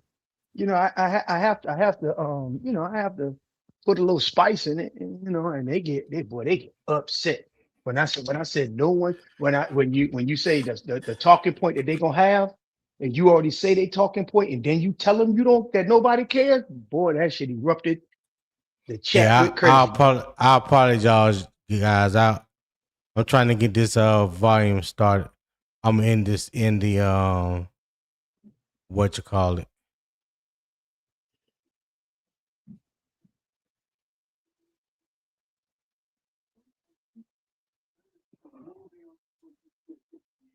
Go ahead with what you guys was talking about. My bad. I was trying to get the video to work, but I don't know why the sound wasn't Oh, coming in. So you guys can hear the press conference. So I Oh, okay. apologize for that one. yeah, it's Ain't all no right, problem. man. It happened. It happened. All good, Ain't man. no All skin good. off my back. Yeah. Oh, So oh, and oh, so oh, go ahead, no, Will. I'm sorry. No, Go no, ahead. sorry. Go ahead. Go ahead. No, I was just gonna get finish getting Nick's opinion on what do you guys what Nick, what do you feel about Bryce maturity since he has returned from getting benched? I think Have you he. seen a difference in his maturity level between now and at the end of the season last year? I see it. You didn't already put the. I was gonna say I see a difference between last season and this season. I think he's a little bit more. One, obviously, I'm pretty sure. I think he's a little bit more comfortable. So I think that we're seeing him step forward as a maybe taking more of a leadership role, being more boisterous. I mean, obviously, I ain't never seen no videos of him cussing, telling everybody to get their shit together. Right.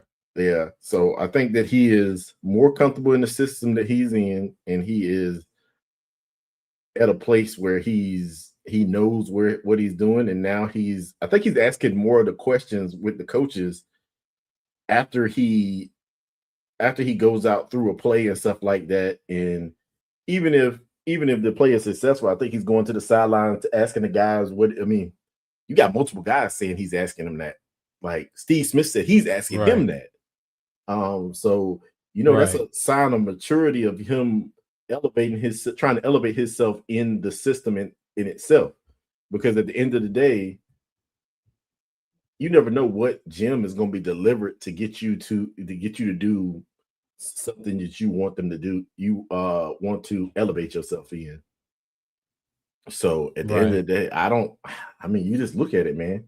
I think the kid is taking a step forward leadership wise, and this might I don't know. I can't say what's going to happen. I actually think that he's going to go out there, and I'm going to be 100% honest. I have a lot of faith in Bryce right now, and the things that I'm seeing in the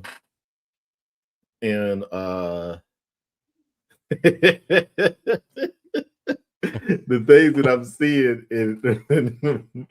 in Bryce right now have made me lead to believe that I think this kid gonna go out here and do something this year.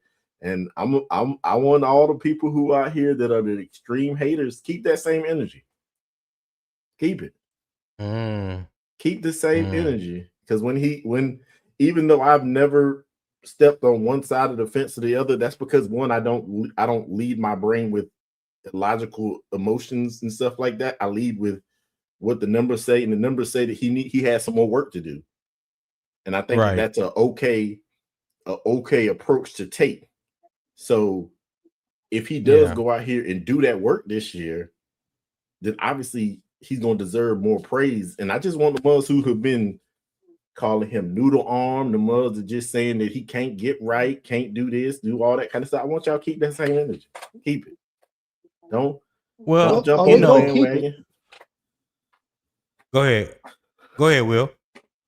No, they gonna keep it, and they gonna highlight it, and they gonna continue to say it and press upon it. They gonna do that the whole season. It does not matter to them if Bryce is successful or not.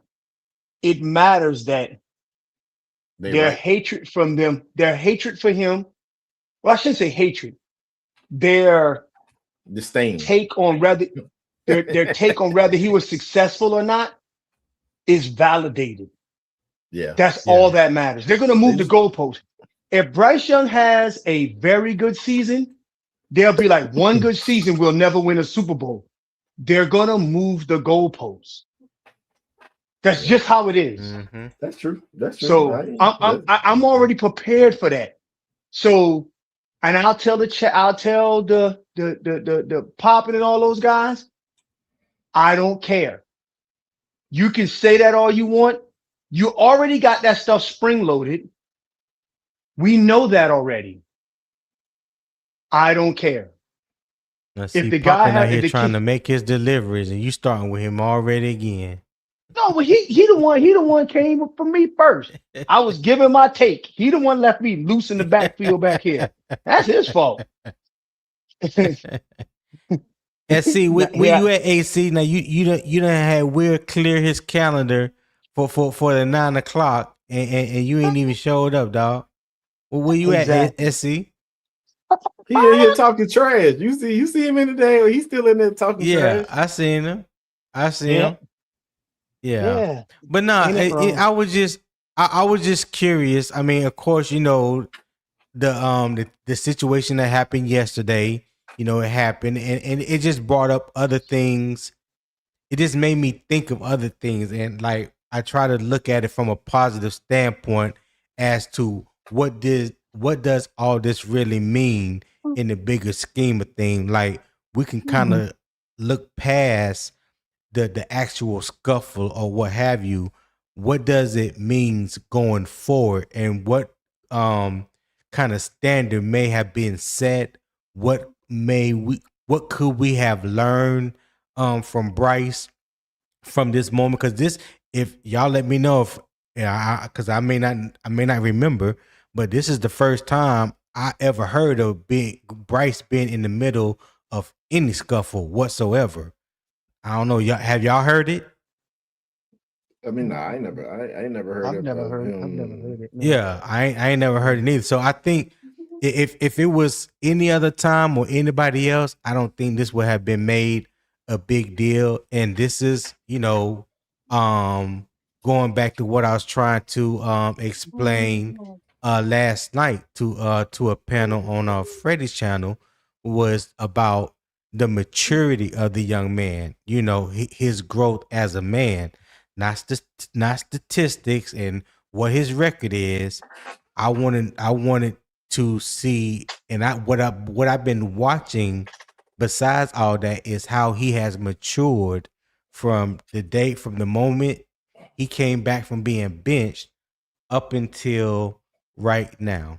So from that point to this point, there's some things that I have seen that has made me say, okay, I think he's getting it now. I think he's that switch has went off in his head, and hopefully all that translate, you know, to be something positive for the team as a whole going forward into this season. You know what I'm saying?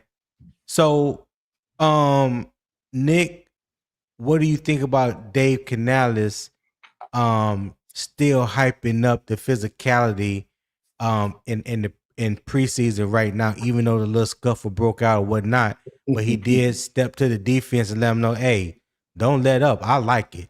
You know, but pretty much like just be responsible and take care of your teammates, but don't lose that aggression. What do you think about that message?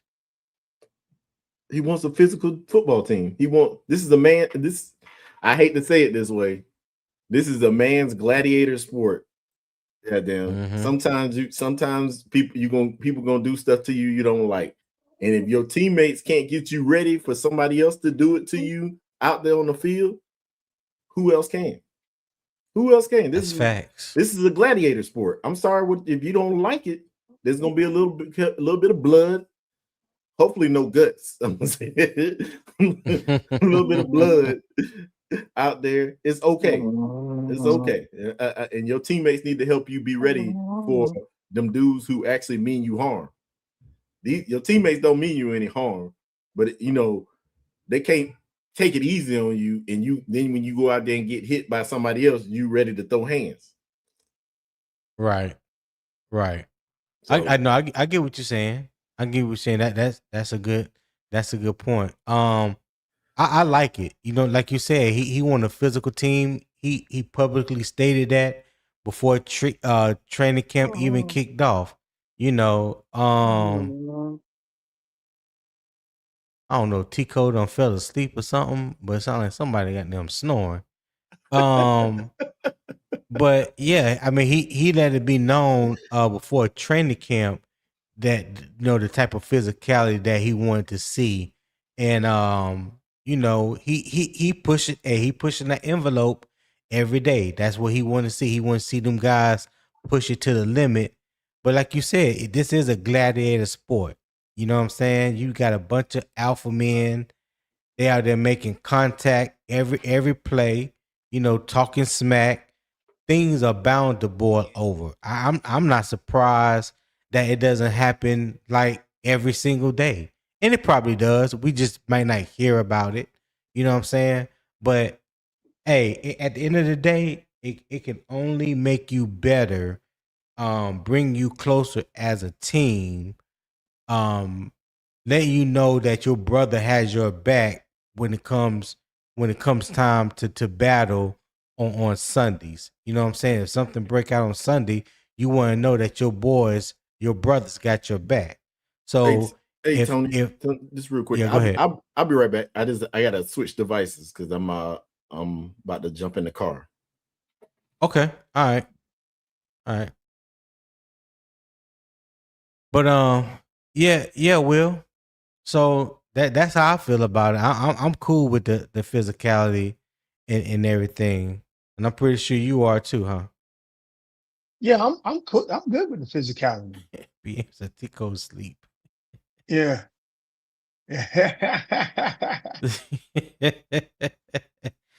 Tico, you still with us, dog? Tico knocked out.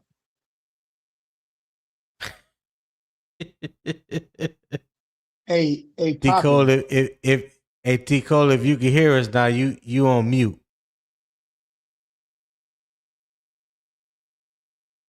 Yeah, Tico gone, dog. Papa said low tone done relax Tico to bed. Hey, Poppin. So your record prediction is 6 wins only, right? Okay. Oh, that's what Papa 6 said. wins. 6 Yeah, wins. 6 and 11, as he Oh, said, 6 6 and and 11 and 11. 6 and 11 energy, right? Okay. So you stake your Okay. claim. I want Wow. so Is that what you doing, Poppin? You stating all your claim is all 6 and 11? a rising tide lift all boats now. I Oh want no, you to he I said want that you was to a Saint. He said that was a Saints record. oh. How about this? Yeah. He said J that's Live. a Oh yeah, Saints that's record. J Live. That's Saints right. Yeah, J Live. J Live. I mean, I get it that y'all guys look spicy and saucy, but I think that y'all You might come know, out the gate 0-3. Because you if know, y'all do, Duck Smoke know his team looking very vulnerable this year. You know that. I feel so vulnerable. But yeah, so I mean, I get it. Yeah. I get it. So listen, we've been here for almost 2.5 hours now. I'm $15 away from reaching my daily goal of $25. I would appreciate if you would scan the QR code that's in the top right. hit the link that's in the YouTube chat as a pinned comment. Is at the top. I don't know if you can see it on CJ's channel, but I will post it again on my channel. If you are enjoying the conversation, enjoying the vibes, the energy, everything that the morning kickoff is bringing to you this fine Tuesday morning, then show love to the show support to the channel. Show the channel some love. I would greatly appreciate it. All right. $15 away from reaching my daily goal, which is just $25. I appreciate if you guys will help me get there. I just dropped the link again in the StreamYard chat. So it is there. All right. I would greatly appreciate it. So I'm gonna move on over to the halftime because I didn't expect us to spend 2.5 hours talking about Bryce, but I know this is a very divisive subject anytime Bryce's name comes up or is involved into something. So let me let me remove T Cole and let him rest, get his nap in. All right. Let him get his nap in. But so this is where Saturday becomes useful. Carolina has spent the last two practices trying to increase its physicality. Now take that physicality outside the building. Sorry.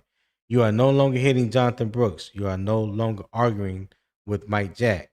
Now another offense is creating the stress, and Buffalo's offense contests Carolina in several different ways. So instead of going back over Buffalo's defense like we did yesterday, let's flip the football. What exactly does Buffalo's offense force Carolina defense to defend? All right. So that is the next subject, and this is the Buffalo Bills offense by the numbers. All right. So Josh Allen, here's the facts. So Buffalo enters 2026 with Joe Brady as head coach and play caller, with Pete Carmichael as offensive coordinator. The offense still runs through Josh Allen in a strong ground game. Josh Allen posted 3,668 yards and 579 rushing yards in 2025, while James Cook led the NFL with over 1,600 yards and 12 touchdowns. Buffalo also finished first in rushing at 159.6 yards per game. The passing attack has new pieces. Buffalo added former Panther DJ Moore as a top target alongside Khalil Shakir and tight end Dalton Kincaid. Buffalo has not confirmed official starter usage for Saturday, so the focus here is strictly on what is this offense presents as a schematic test for Carolina, not snap counts. The offense stresses defenses horizontally, vertically, physically. Run game demands gap discipline. Allen forces rush lane discipline. Moore, Shakur, Coleman, Kincaid stress coverage. When Allen scrambles, routes adjust and coverage breaks down, forcing communication and linking back to player-led accountability. So my question to you guys, and Nick, you can go first if you back with us. What should worry Carolina more, Buffalo's run game or Josh Allen's explosive playmakers? What say you, sir? Josh Allen, that's easy. Josh Allen. Josh. Okay. Will, he made that. That was real quick. You on mute, Yeah. Will, if So you're talking. yeah. I had to click over. So it is. Josh Allen is, understanding. Okay, can we contain him? Can we contain him? Can we set the edge? Because they're going to try to do their running attack. Can we set the edge? Can we contain Josh Allen? And I think they got DJ Moore up there. DJ Moore. This probably going to be his one time to punch us in the face one last time on his last string of plays. So we gotta make sure that you contain Josh Allen and make sure that his passing game doesn't get an opportunity to get warmed up.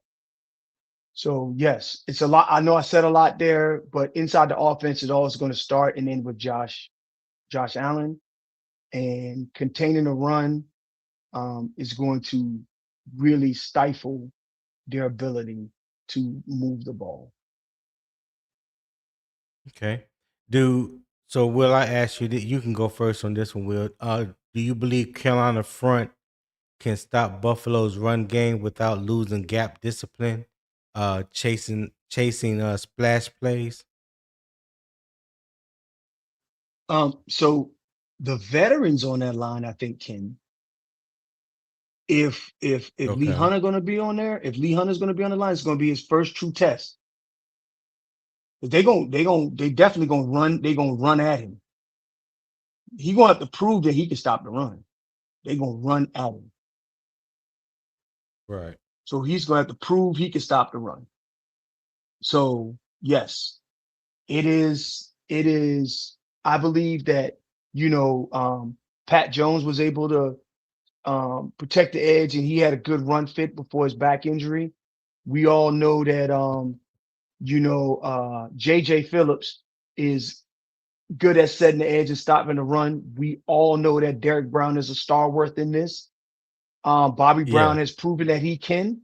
And we know that we got our Mike linebacker that does well in the run fits. The weak link of that is the rookie right now. I'm not saying he's the weak link. I should say he's the unproven component. He's the new component. He has to prove it.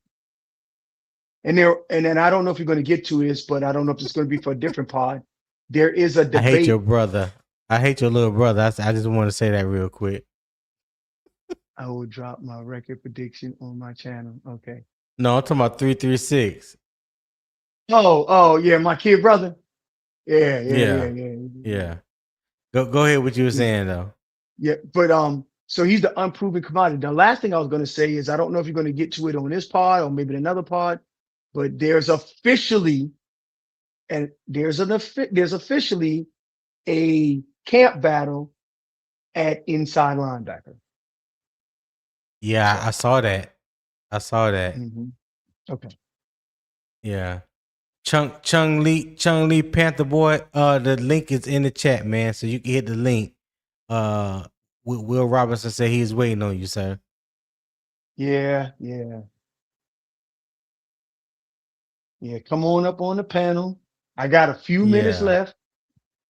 I got like a couple of minutes before I got to be gone. So he got to be quick about whatever he gonna chop me up about. Yeah. So ask you guys this question where you can go first on this one. Can Carolina's linebackers and safeties handle Dalton Kincaid in Buffalo's middle of the field without getting picked apart elsewhere? That is exactly the reason why we paid for the best linebacker in free agency, because he's great in coverage.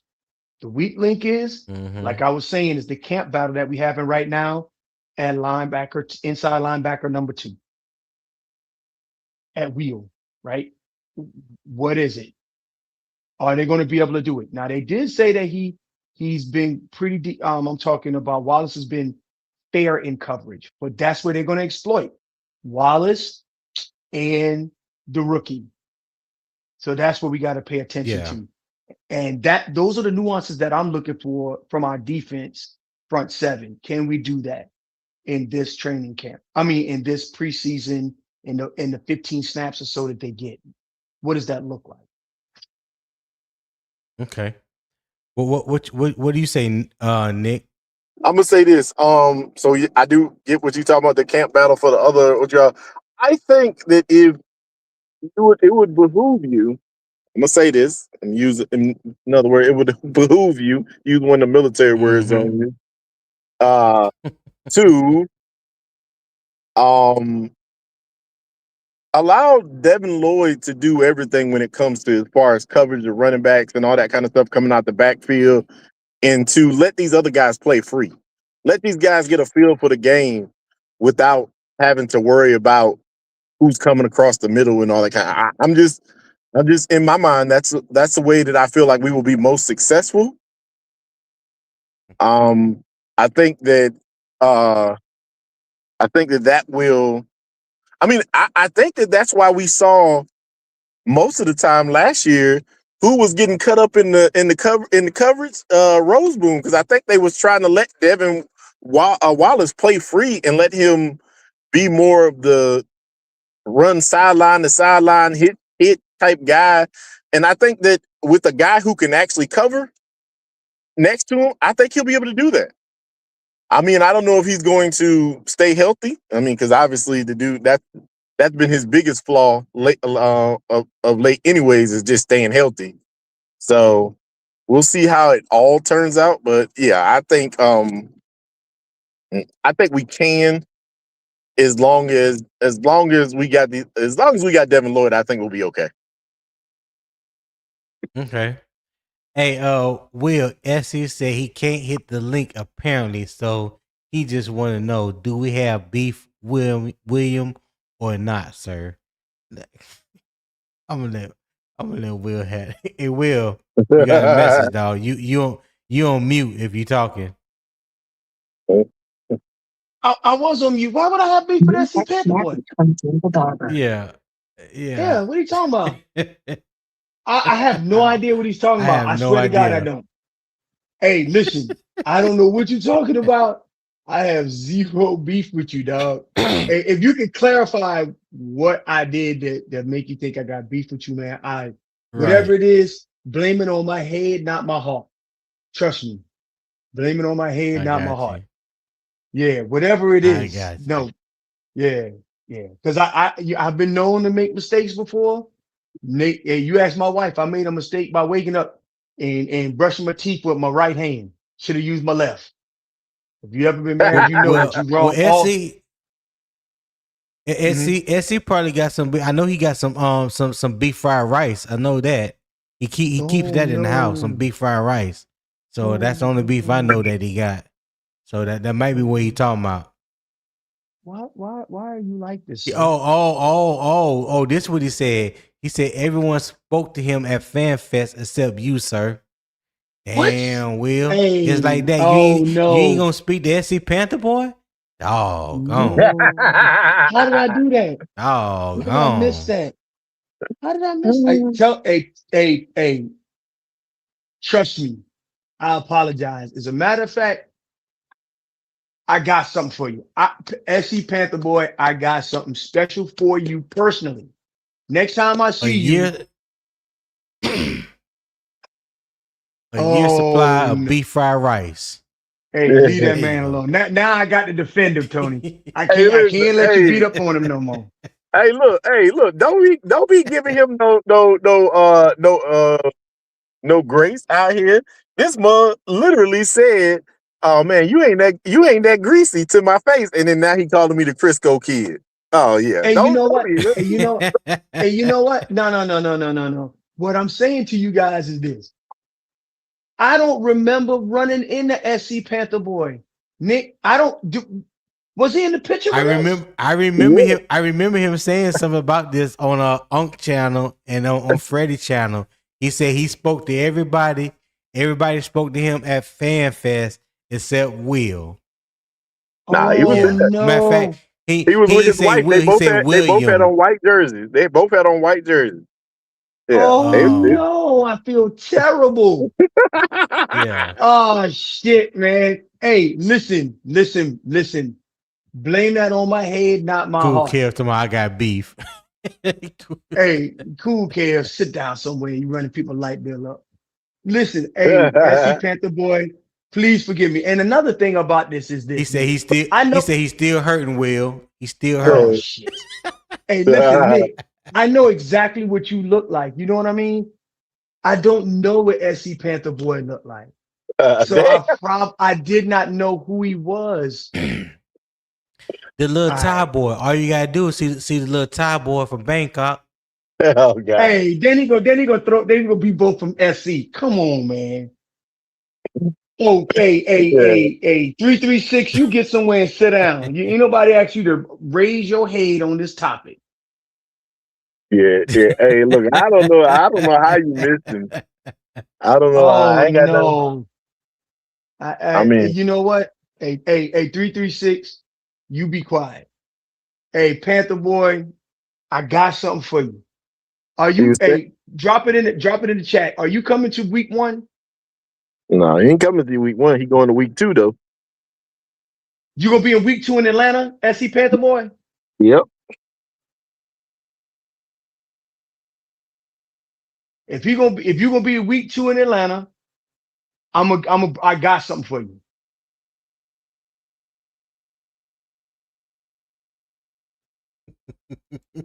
A cool cast a damn wheel, not the light bill. I like that. Oh shit. Yeah. Hey, but I gotta break out, fellas. I do gotta earn a living.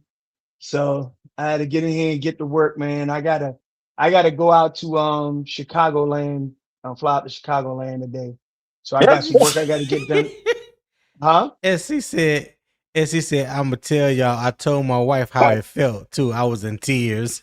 Oh shit. Nah, he over here. He Ain't over here. no hey, look at Oh 336 little God. lad. You know what? Look at Yeah. 336. Ain't no next time, Will. Oh, you shut up. You don't know the next next time I see you, Commander 336. Matter of fact, I will never see you because you don't come to no games. Damn. He said first impressions matter. It does. First impressions matter, but you can make up for it. You can atone for things. Yeah, So hey, As I'm he I'm said, I'm starting with a deficit. He gonna be in Bryce, week 2. Okay, so SC Panther boy, I got something for you. Okay, I got something for you. hey, we're gonna be yeah. standing up. Hey, we're gonna be standing up on the daggone what y'all with his shirt off in Atlanta, acting the fool, pure T fool. He already Yeah. said. Pure fool. Insufferable. Oh, you better believe Insufferable. me and hey, you let us win. They have the 5th quarter. They have a great DJ there, and they gonna put me and my wife out like they did last year. They put me and my wife out. They ain't go. They like y'all gotta go. Y'all, this is too much. Y'all gotta go.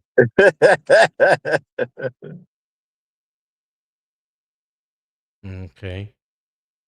All right. So what you say you about to hop off Will? Yeah, I gotta get it cracking. I gotta get it cracking. So, hey, I really appreciate the time. Thanks everyone. I know I rubbed a few people the wrong way. Really, the only people I've rubbed the wrong way are the Bryce haters. So, let that wash over you. And 336, you're right. Um, I don't know if you were listening in, but you probably would have been miffed by what I was about to say too. So 336. So no one is going to care if you bring up the stats from Haynes King and Bryce Young and compare the 2 games side by side and say that Haynes King should be the starter.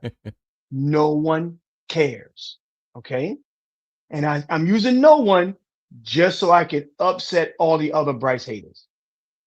Hey, y'all take care, fellas. So you being intentional. Is that what you're saying? I'm being intentional with my words.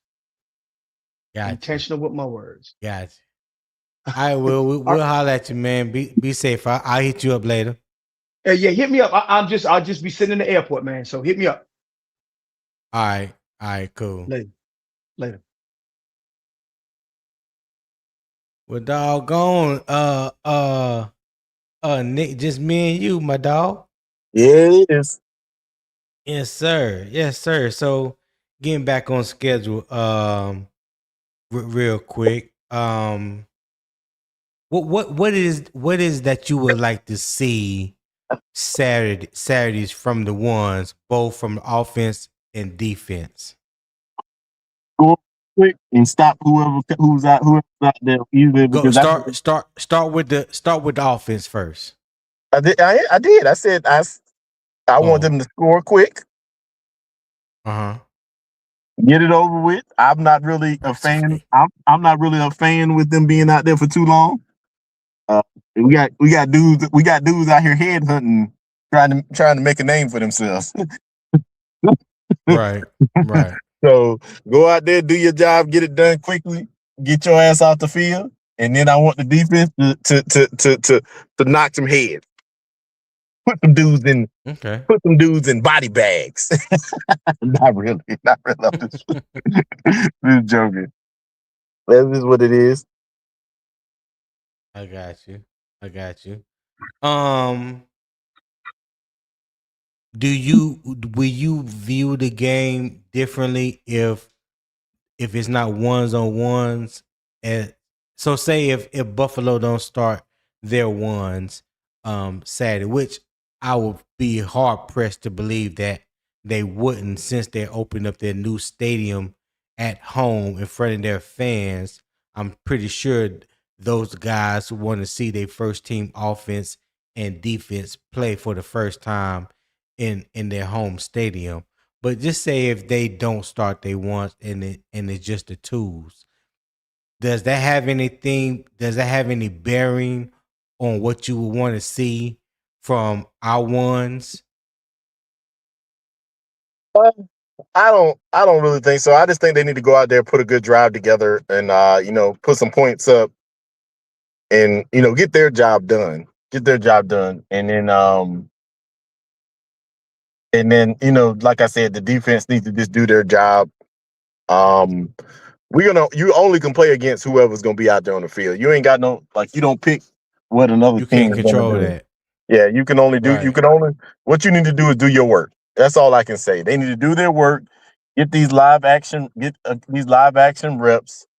Um, take what they can from it, even if they go against the twos, take what they can get from it, and then leave it at that. Okay. All right. Well, I mean, like, hey, that's basically, I mean, how I would feel too, because we can control who they put out there for us to face. The bottom line, like I said, and I guess this goes back to what Will was saying earlier, that maybe you shouldn't put so much emphasis on what the final score or what the final outcome would be, because if it's not one on ones, which that's what everybody wants to see, and they feel like that would be a fair measuring stick when it comes to our offense and our defense. Um, you want to see how we execute, especially on the offensive side of the ball. You know how Brett is it play calling continues to evolve. What is his communication with Bryce? You want to continue to see that evolve. All these things you want to see evolve and get better and give you a glimpse of what's to come week one. You want to see what Jonathan Brooks can do. I hope he gets um some run. Yeah, Maybe he won't. Maybe they'll hold him out to the last two preseason games, and you may see or you may hear about him in the joint practices, but maybe not in the preseason game. I don't know. I'm just speculating when it comes to that. But yeah, I mean, especially the wide receiver room. There's guys outside of Jalen Coker and T Mac that you want to see. Um, you know that are trying to fight for a roster spot in that wide receiver room. You kind of want to see what the offensive line is going to do. Is Damian Lewis going to be back? Is Robert Hunt is going to continue to be with the first team? I mean, is he still rehabbing, and will he be available to the first team come Saturday? I don't know if he's going to play, because you want to see that continuity built throughout the offensive line. And after each passing um, preseason game, Mhm. that comes a little bit more unlikely heading into week one. Hey, listen, Yeah, I'm gonna say this. I'm not really worried about our offensive line. really? And the only reason I say that is because I'm a firm believer that we have one of the best offensive line coaches in the NFL.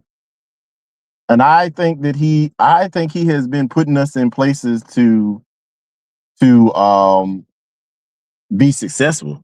I mean, at the end of the day, outside of penalties, which those are individual mishaps, obviously, holding, false starts and all that kind of stuff. Outside of that, which he can't control, I think he puts these guys in a scheme that allows them to be successful. Okay. Yeah, so I mean, I'm not saying that it doesn't matter the level of offensive lineman that we have. I'm not saying it doesn't completely just doesn't matter, but I'm just saying I think that our coach has put us in a place to be really successful with our offensive linemen. So that's just my opinion. I ain't saying that. I ain't gonna tell you that. Oh, the class of linemen that we have doesn't matter because we got a good coach. It does matter because at the end of the day, the penalties will probably be way more if the linemen are or because at the end of the day, that's the only thing I feel like he can't control. But I'm be Okay. honest with you. Can we say that Icky hasn't gotten better under his watch? Boy, you don't want me to go there. Don't do Outside of that. You outside of you the you penalties, asked that question on outside purpose. of the You asked that. penalties, outside of the penalties, because I know you and your wife don't like him. Take your emotions out of it.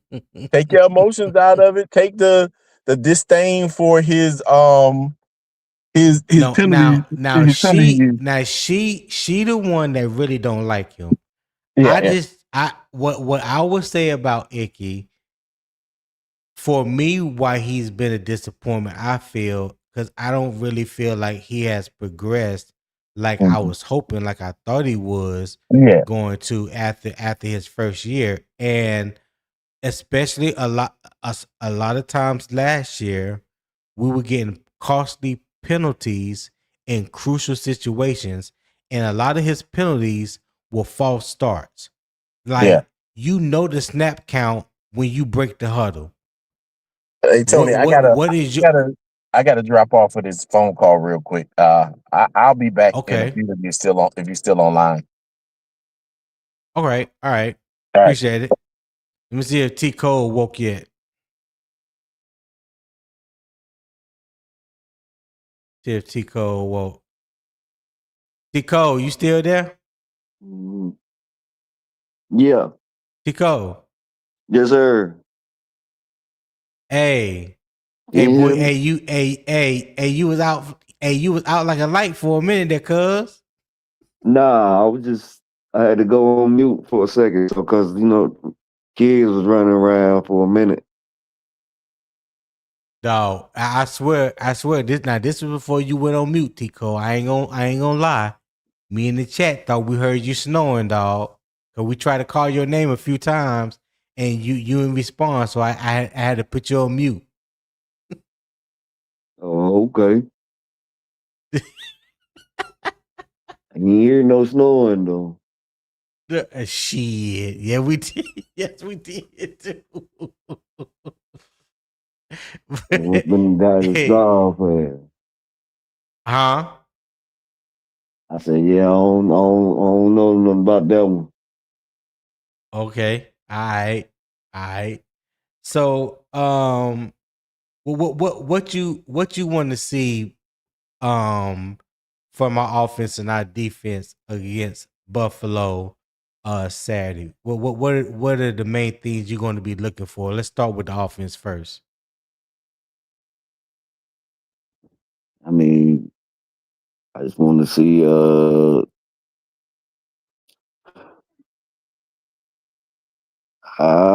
what you say we gonna start with offense first? Yeah. Oh, the offense I want to see I want to see yeah, I want to see the long ball. See some offense clicking.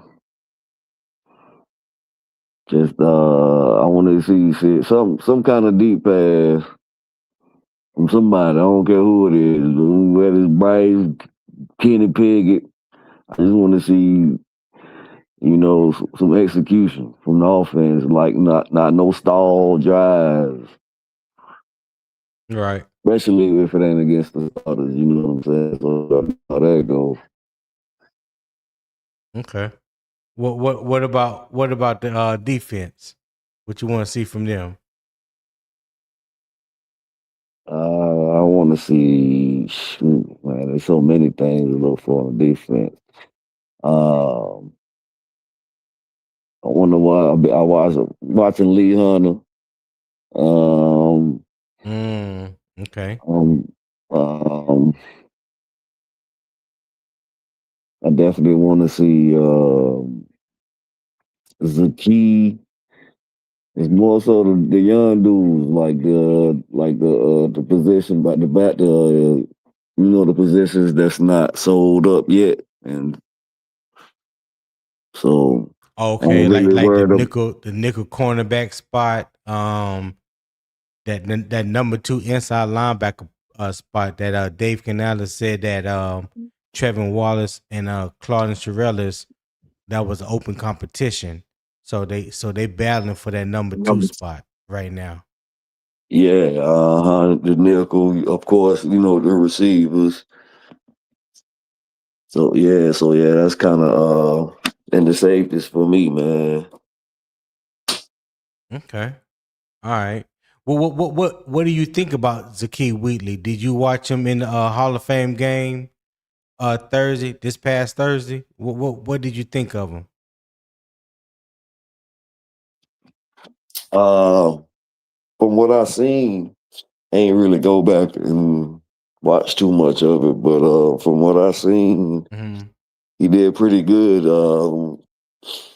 He came down in the alley, Right. coming down the alley, filling his lane. He punched the ball free, forced fumble. He had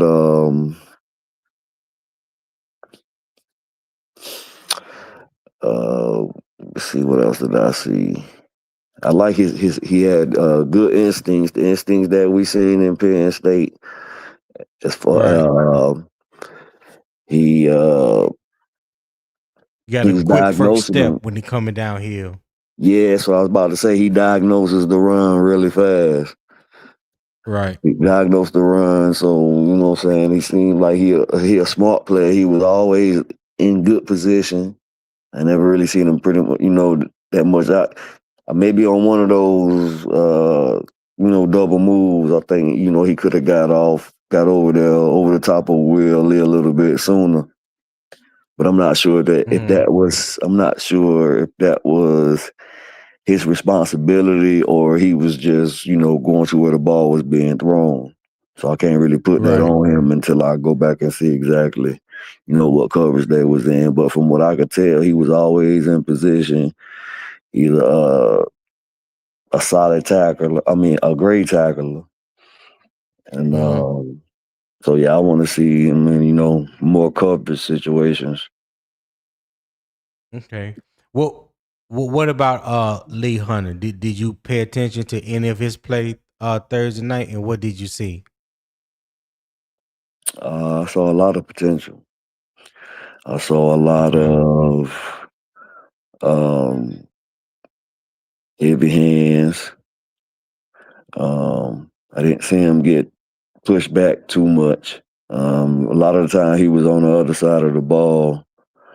Even if he didn't make the play, he caused the runner to go wider, or to make a move before he wanted to. A lot of the times, I seen times too where he got washed down. I think one time, can't remember exactly what play that was, but I seen one time too where he got upfield good, but I think it was an influence block, and he realized it a little bit too late. When he realized he couldn't really get back to his gap. So from what I seen, I think he real promising. He real quick off the ball. He held against that run. I think you got to learn how to. You got to work on his landmarks a little more, as far as when to shut it down, as far as over pursuing. Yeah. But other than that, I think I think we got us one, man. If he can put it all together as far as especially run stopping. I don't know. I'm not sure exactly. I know he a big guy. He can push the pocket, but I'm not sure if he can, get home.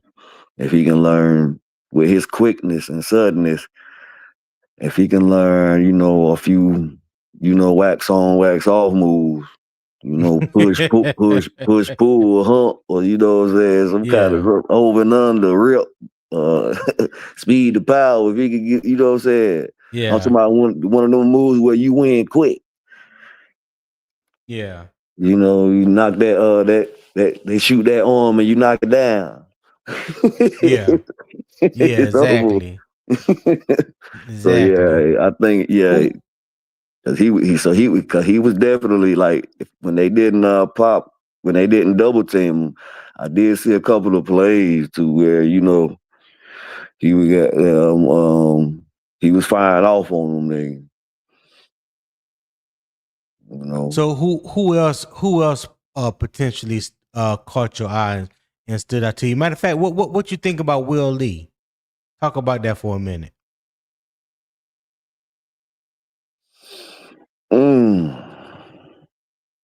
What I see right now is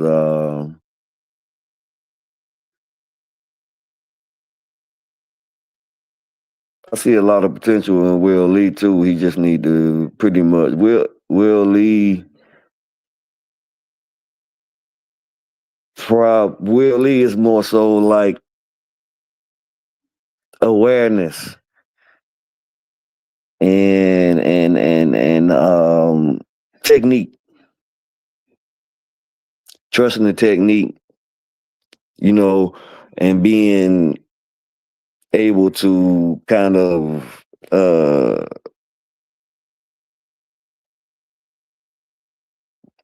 knowing how to kind of calm himself in the moment type of deal, because he has all the confidence in the world. And even Dave said it. So they say say he'll make a play and then he'll give up one. I think with him not having the suddenness and the acceleration, I think he has to learn how to play faster receivers a little bit better. If he want to get on the field, I think the speed, his lack of quick speed. I think he got long speed, but I think it take him a while. He looked like Mike Jack a little bit. Mike Jack isn't the fastest guy, but Right. his technique. He understands. Know yourself, know your opponent, Right. and there's techniques that you can do to you protect yourself against a guy that may run past you or whatever. But other than that, I feel like if he can press you and get in your face and just mirror you and shadow you, that's where he good. He's pretty good like that. From off, a press guy, an aggressive guy, they have to learn how to be a lot more patient, and you got to be even more patient when you're aggressive. Well, not if that makes sense. But but you have to be even more of a technician when you are aggressive. As far as if you want to jump something that's short, then just for a little quick coaching point, Right. for a DB to be able for a DB to be able to read to jump a 3-step route, which is a slant or a quick out or a quick hitch. For a DB to be able to jump a 3-step read, but also be able to recover on a double move, they tell the DB that if you break on a 3-step read, because they don't want the DB being hesitant. You don't want him playing timid or playing just to play and not to win. So you don't want him to be scared to make a play. So if you read 3-step, they want you to be aggressive. But the thing is the angle. Once you put your foot in the ground, you see the quarterback raise up or take those 3 steps and put his hands back like he's about to release the ball. Because you tell a 3-step. That's what I'm going to say. By when it happens. When his hand breaks from the ball. Yeah. Right. So, and even before then, he'll look. It'll be like, sometimes it ain't even a 3-step. Sometimes it's like a 1-2, and he'll just look up and turn. Like when the ball go up by his ear, and he looks your way type thing, and he stops when his feet stop. You see what I'm saying? Okay. Like you read it, you basically when you at DB, you read it and you inside and you read your 3-step read, and it's like that little slow pedal that you do. It's like it's a read step. Once when you doing you waiting to see if the quarterback gonna do how many the steps that the quarterback take. If it's a 1 step, 2, 3, or if he keeps going. Mm-hmm. So while you doing your read step, if he stopped before those 4 or 5 steps, then you stop, and now your eyes go back to the receiver to see if it's a slant, because you don't know what the route is yet. All you know is it's something quick at this point. So now once the quarterback stick his foot in the ground, you stick your foot in the ground, eyes go back, now you find the angle. And what the number 1 rule is you supposed to drive that angle, the upfield shoulder of the receiver, for at least 2.5 steps. So once if you're looking at the receiver and you're looking at and you're driving for 2.5, but after that second step, you're gonna know if it's a double move or not.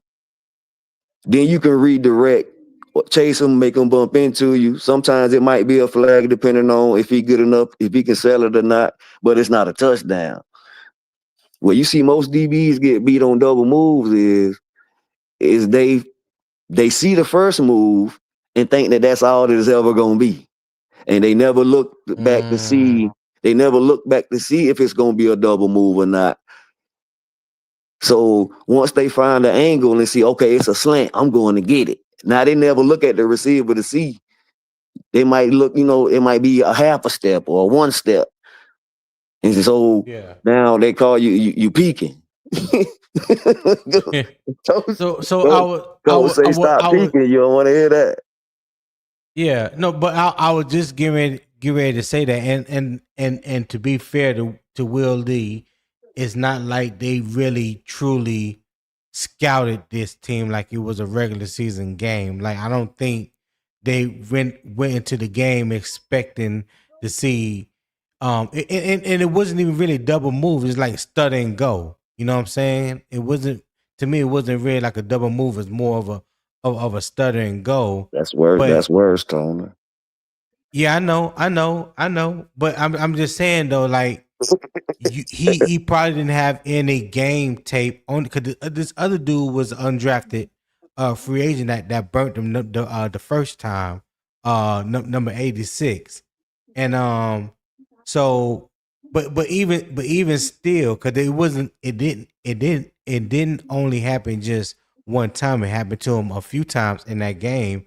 And when I always seen cornerbacks get hit with a double move or a stutter and go, even if they playing off man, or if they playing zone or match zone or something like that, it's like the distance between the quarterback and the opposing receiver that you have, whether you're a man or a zone, you're trying to be able to see both of them at the same time. Like your eyes on the quarterback, but that receiver is like in your peripheral.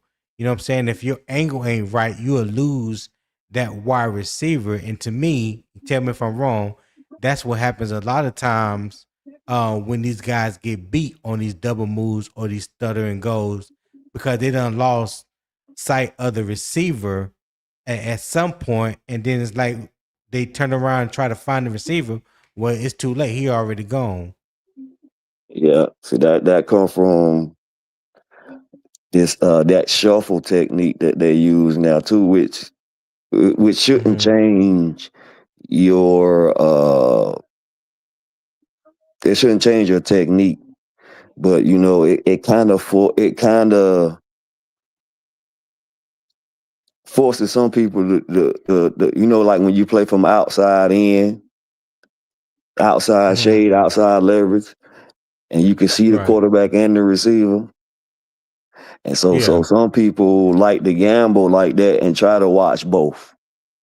One, you watching the quarterback, but you can, like you said, you can see the receiver out of your peripheral. So some guys can see, they'll see the receiver stutter, and then, you know what I'm saying, they'll break, but they can see that the quarterback hadn't released the ball yet, and they can read the quarterback better than some people can, and they can break on the quarterback throwing the ball because they see what the receiver doing, but they can also see the QB at the same time. But like you said, they get lost. Some DBs will get lost trying to see the QB, and a good QB, you know what I'm saying, throw that pump like in there early. If he can see your position that you playing and how you playing. So that's the next level quarterback. He can look at to see if you on your toes or you on your heels. Did you how violent was your break? Or how violent was your break on the first move and stuff like that? So the Right. quarterback play a major part in making that double move work too, depending on what the DB showing them. But Right. the one thing that I've always learned was find the angle, drive the receiver for 2.5 yards. So if if you running a slant and you 2 or 3 yards into your slant and I'm driving to your shoulder, then when you get ready to turn back up, I see it. I'm not looking at the quarterback yet because your arms ain't even up. You ain't even getting ready to catch the ball yet. So why am I looking? You see what I'm saying? Why am I trying to Yeah. get an interception when the ball hasn't even been thrown yet? All I'm trying to do right now is close the gap because I don't even know what it could be. It couldn't be. It might not be a slant. It could be like an over route. Or it could be a whip route where he go in there on the slant route and then come back and bang it back out.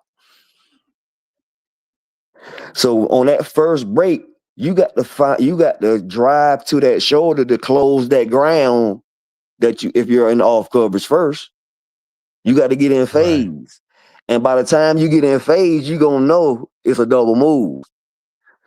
And when people get beat on double move, it's because they take their eyes off the receiver too fast. Got you. Got you. All right. Well, that was definitely some good knowledge to know. Listen, we've been in here over 3 hours now. $15 still short from reaching my daily goal of $25 dollars. I would appreciate you guys would scan the QR code at the top right. Hit the link. I put it in the chat. I'll do so again. If you're watching through Carolina Armchair GM CJ channel, which I know most of you are, you can also send a super chat. That would be greatly appreciated as well. Excuse me, as well. So yeah, if you enjoyed the conversation, the debate, the energy and the vibe that we brought to you this morning, show love to the channel. I greatly appreciate that. It does help me give back to you guys, providing you guys with great content each and every day. So again, I'm here Monday through Friday, 7 a.m. Eastern time. All right. Show love to the channel. Show your support. I greatly appreciate it. Show your love. Yeah, show a little love. Steve Harvey Apollo. Oh yeah, yeah. Show Damn, you took it your back. love for the Yeah, next show your entity. love. Yeah, dang, you took it back. You took it back, my boy. Yes, sir. Hey, but definitely was good to see you today, my guy. Definitely good to see you today. I'm glad you popped up on the on the panel. I know we haven't seen you for a couple weeks, but Yeah, man, been that you doing a made it little. back. Yeah, I appreciate it, man. Been doing a little traveling, a little working. You know, Okay. that third shift, boy. You Yeah, I see, feel you. you say you said you heard a little bit of snoring allegedly, so you don't know where that came. I don't know where that came from, but Hey, T Cole. Hey, listen, on I ain't the on one to sit here and try to lie on you, but I on ain't the only one GTA that heard it, dog. I ain't the only on G, one that heard it. on GTA. It was Yeah. on GTA. You cannot beat them allegations today, dog. We heard it.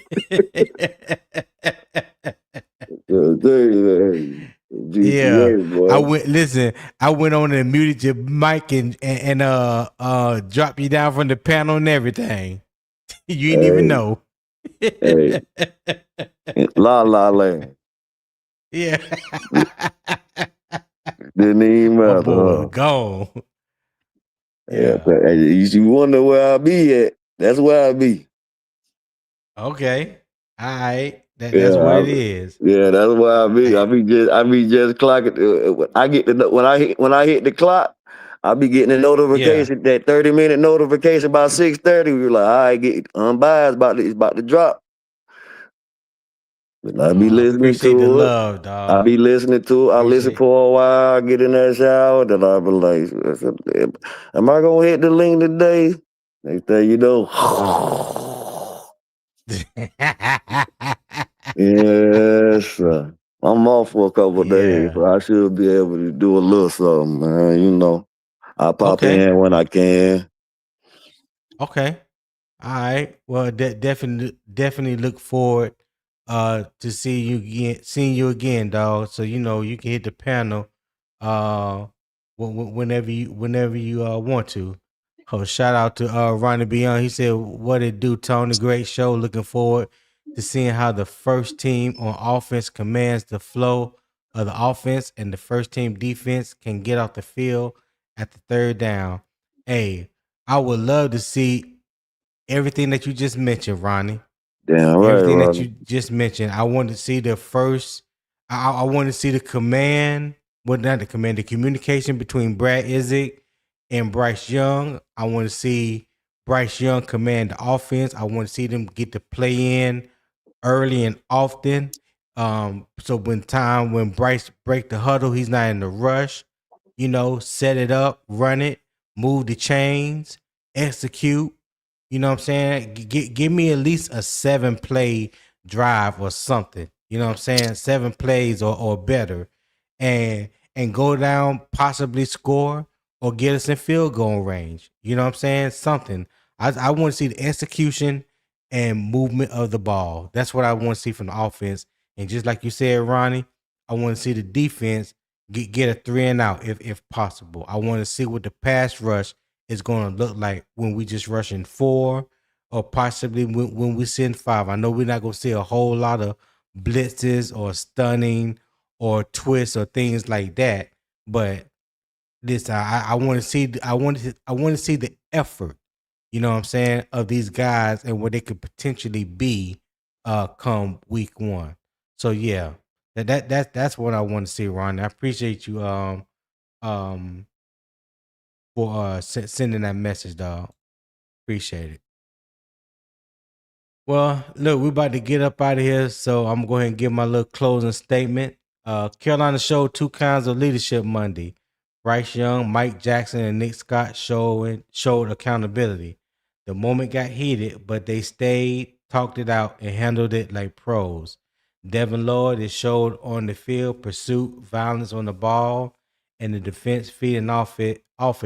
Then the offense responded by taking care of the football better. That's real development.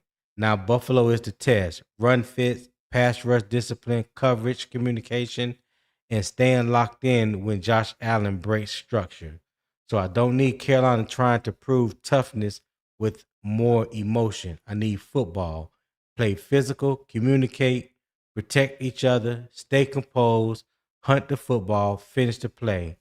That's the difference between looking tough and being a good team. Saturday is another step to prove it. All right. So if you enjoyed the conversation, hit that like button, subscribe to Unbiased Opinion Sports Talk, share this show with another Panthers fan that have not come across Unbiased Opinion Sports Talk as of yet. As always, keep the debate respectful, keep the football facts first, and as always, keep pounding. We out.